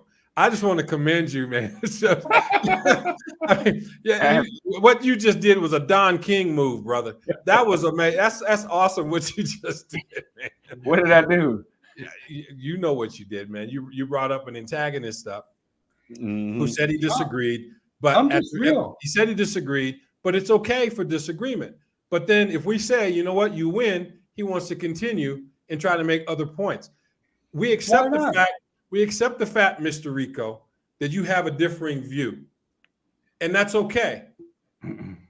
There's nothing wrong with that. I'm not trying to convince you to think the way that I think or to do the things that I've done, and I'm not poo-pooing on what you've done or the way that you think. You have the right for life, liberty, and the pursuit of happiness. That's right. Hey, Todd, let me make sure it's clear, though. I respect you, and I get it. That's crystal clear. I appreciate it. Don't think I'm disrespecting you because, like, I don't disagree with anything you said. You know what I mean? Like, and I think everybody moves differently, and you know your life. I think you're enjoying life. You know, so I'm not hating on you. All right. No, there was no disrespect taken, man. Honestly, no disrespect taken at all. And I appreciate the conversation. I appreciate it, man. And you know, this is the beauty of the platform that we're on, right? Is that we can communicate and that we can learn from any and everyone. We don't have to always agree, but we always have to be respectful, right? I appreciate it, man. Thank you. Yeah. Like what I like. This is what Rico, I like. I think what you're missing here is this. Just like everybody can have a different path to education or to learning, everybody's American dream can be different. I can agree. That's the same. So you said I'm not living it, but Austin's American. He just stated his American dream is not my American dream. You are living it. Let me ask you this, Austin. Would you want to trade places with me and live my American dream, or are you happy with your dream traveling? Happy with my dream traveling. So obviously, he's not living my American dream. He's living his American dream. Right, but he's still benefiting from American dream. My point is let me make sure this is clear, Fearless, because one thing I don't like about people that get on panels, when you talk about other people, I want to only understand your experience. Don't talk about other people's experiences. Like, talk about what your experience, how you were successful. Let me ask you a question. Did I already answer that? You did, but then you keep on wanting to talk about other. Because what I am saying is just like this. I can say me. Oh, I'm a great black man who played the NFL. I did that. That's my experience. Hold up. That's my experience. but that does not be the experience for every Black man in the United States. I Right. can say I've never experienced prejudice. I've never been pulled over by the police. But if I can't empathize with the brother who experiences that, if I can't put myself in the same shoes of the brother who got pulled over, taken out of the car, has been injustice, that's stupid on my part. See, what makes someone as intelligent is not only being able to talk about their lives, but be able to empathize and sympathize with the lives of others. And that's what I'm saying. I can say what I did, There's and I nothing said wrong that. with- okay, But me there's being nothing- able to go out and say my American dream is not his American dream. It's not, I got to do an angle. everybody His has American dream. Everybody has a different American dream. Come We on, got we all 30 know seconds that. left, and we're gonna wrap up. My point is when people come on panels, they should really talk about what they have done, what they have accomplished, and how they accomplished. And that's very authoritarian of you to decide what other people should talk about. I just think on it's somebody more else's valid. channel. It's more valid. Like I stand And that's your subjective opinion. that's my opinion. Exactly, your subjective opinion based it's my upon your opinion. background, and that's Because fine. I would present how I became successful, what I did to be successful, to help mentor other people on being successful. That's very egotistic of you. How many consultations do you do a week? Shit, I'm not trying to make money that way. I don't need to make money But that you, way. ain't but about- you want to hold tell on. other I'm people not how fearless. they ought to do I'm stuff. not fearless. Exactly. It's very I'm not authoritarian fearless. of you. Yeah, I ain't I trying do to make that extra consultation. money like that. And it's Yeah, I not mean, you about need make to hold make up. that I do extra money like consultation. that. And what I charge for an hour is a fraction what I make per hour. I I don't hope do it so. for my benefit. I do it to say, hey man, I hope that someday I'm giving you the knowledge that you can do this, that you can change your life. You know why? Because somebody took the time to inform me and change my life. And the thing that I always leave that person with after my consultation is the best way you can pay me back is to succeed and teach somebody else. So I don't do it for the money, brother. I got a YouTube channel. Do you You're think not doing I it do for money, then YouTube start for the doing it money? free. Let me Start ask you, doing think it I for do free. YouTube for the money? Be a real mentor and start doing it for free. Huh? Hold up. I'll answer that. Come on. No, I'll answer that. Start with your cap, hold up, right? Rico. You I'll make it, answer. you're doing it for I'll money. answer it if Come you on, shut man. up. Come on. I used to do it for free. Yeah. But you know what happened when I did it for free? People would take advantage of my time. When I say we're going to meet at 5, I would be there at 5. But when I did it for free, those people would say, 5 is too busy. They wouldn't do it. So what I learned is over time that if I put a price tag on it and it's something you had to pay for, it's something you're going to want and want more. Austin gave an example. When he was 16, his dad said, you buy the car, you can have it. If his dad gave him the car, he would appreciate that less. It would mean less to him because he didn't have to work for it. That's why the person who inherited some money treats money entirely different than the person who had to work for it. I agree with that. So I put a price tag on it, not for my benefit, but it is to hold that person accountable. That's why I do it, sir. So Jamie once says Poppy Drinko put down the Heineken's. Rico, let's go ahead and give Rico, let's go ahead and give a goodbye message, and then we're gonna wrap it up. All right. So Todd Fearless, nothing against you guys, like I said, I respect you guys. I just don't want to talk negative about the American dream, especially when people are still tethered to the American dream. And let's respect the fact that we were lucky to be born in America, and that's how we make our money. Because if you weren't born in America, life would be a hell of a lot worse. Brother, you didn't see me yesterday? I had on my American cap and my hat. What you talking about? Maybe you missed yesterday. I had my American flag tattooed. Oh, you did. You did. Yeah. What are you talking about? You should have wore that for today. No, because now I'm Batman, baby. Now I do things. Now I do. I'm a rich man today and a crime fighter at night, brother. How about that? All right, Todd, if you want to give out any final words. Yeah, Austin, I really appreciate you allowing me to be on your platform. I really do, and I support what you're doing. Fearless is a pleasure. Mr. Rico, thank you for your comments. And with all due respect, it's okay to agree to disagree, and that's perfectly fine. But I just want to say to all the listeners and the viewers of Austin, continue to support this young man. continue to watch his content. You see him transitioning. You see a lot of growth mindset with Austin. And I'm just excited to be a part of this and to see how far he goes. And like Felipe said, that was on earlier, man. Dream bigger, man. Dream bigger, and we'll definitely support you. And I appreciate you taking us along for the ride. And the last thing I want to say is, Aristotle said, "We are what we continually do." Excellence then is not an act, but a habit. And so, as long as we make those habits to continue to be excellent, we'll have excellent things in our life. And I appreciate it. Thank you so much. Thank you. I appreciate you. Fearless, any last words? Yes, sir. Thank you for coming on to the show, brother. I like your more mature attitude and going forward, because I think some of these panels can really help people out. There's a quick story of a starfish. It was dying on the beach. A girl walked by, picked up a starfish, threw it in.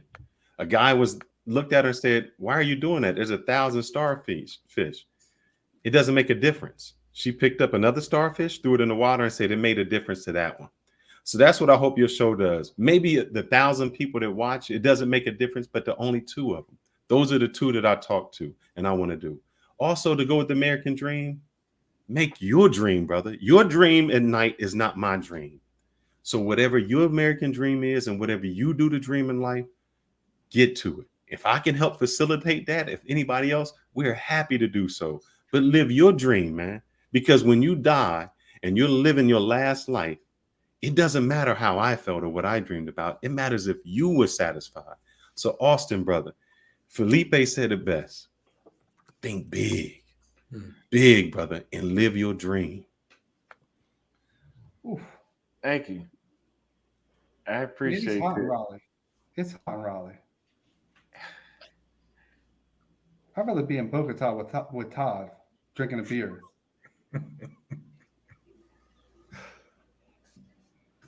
All right. Well, I'm gonna figure out some more topics for tomorrow.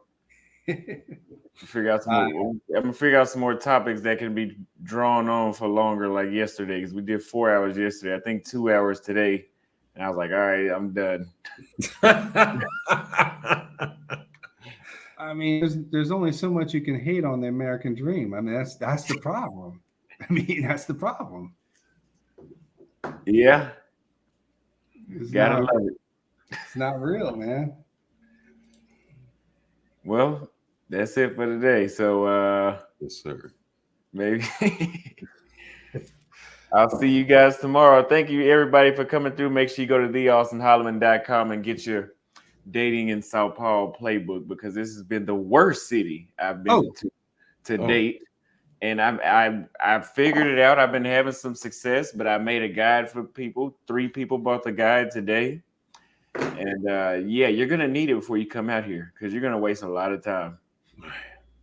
You're gonna waste a lot of time. It's not too bad where you shouldn't come here, but yeah, if you're staying longer than a week and you're a single man, you need to buy that guide. Yes, because this is bullshit. Honestly, I might as well. I'm like 80% back in Dallas. Oh, So, yeah, it's not that far off. But you're going someplace new soon, right, Austin? Yeah, I'll be there this weekend. There you go. Life will change. Yeah, thank God. And it's not. I don't think it's be where you're appreciated. It's be where you're wanted. Be where you're wanted. That's the term. That's the phrase. It was actually done by that female singer. I Googled it once because I always tell Austin that. Be where you want it. And yeah. No, I think my boss told me to go where I'm celebrated, not tolerated. Not tolerated.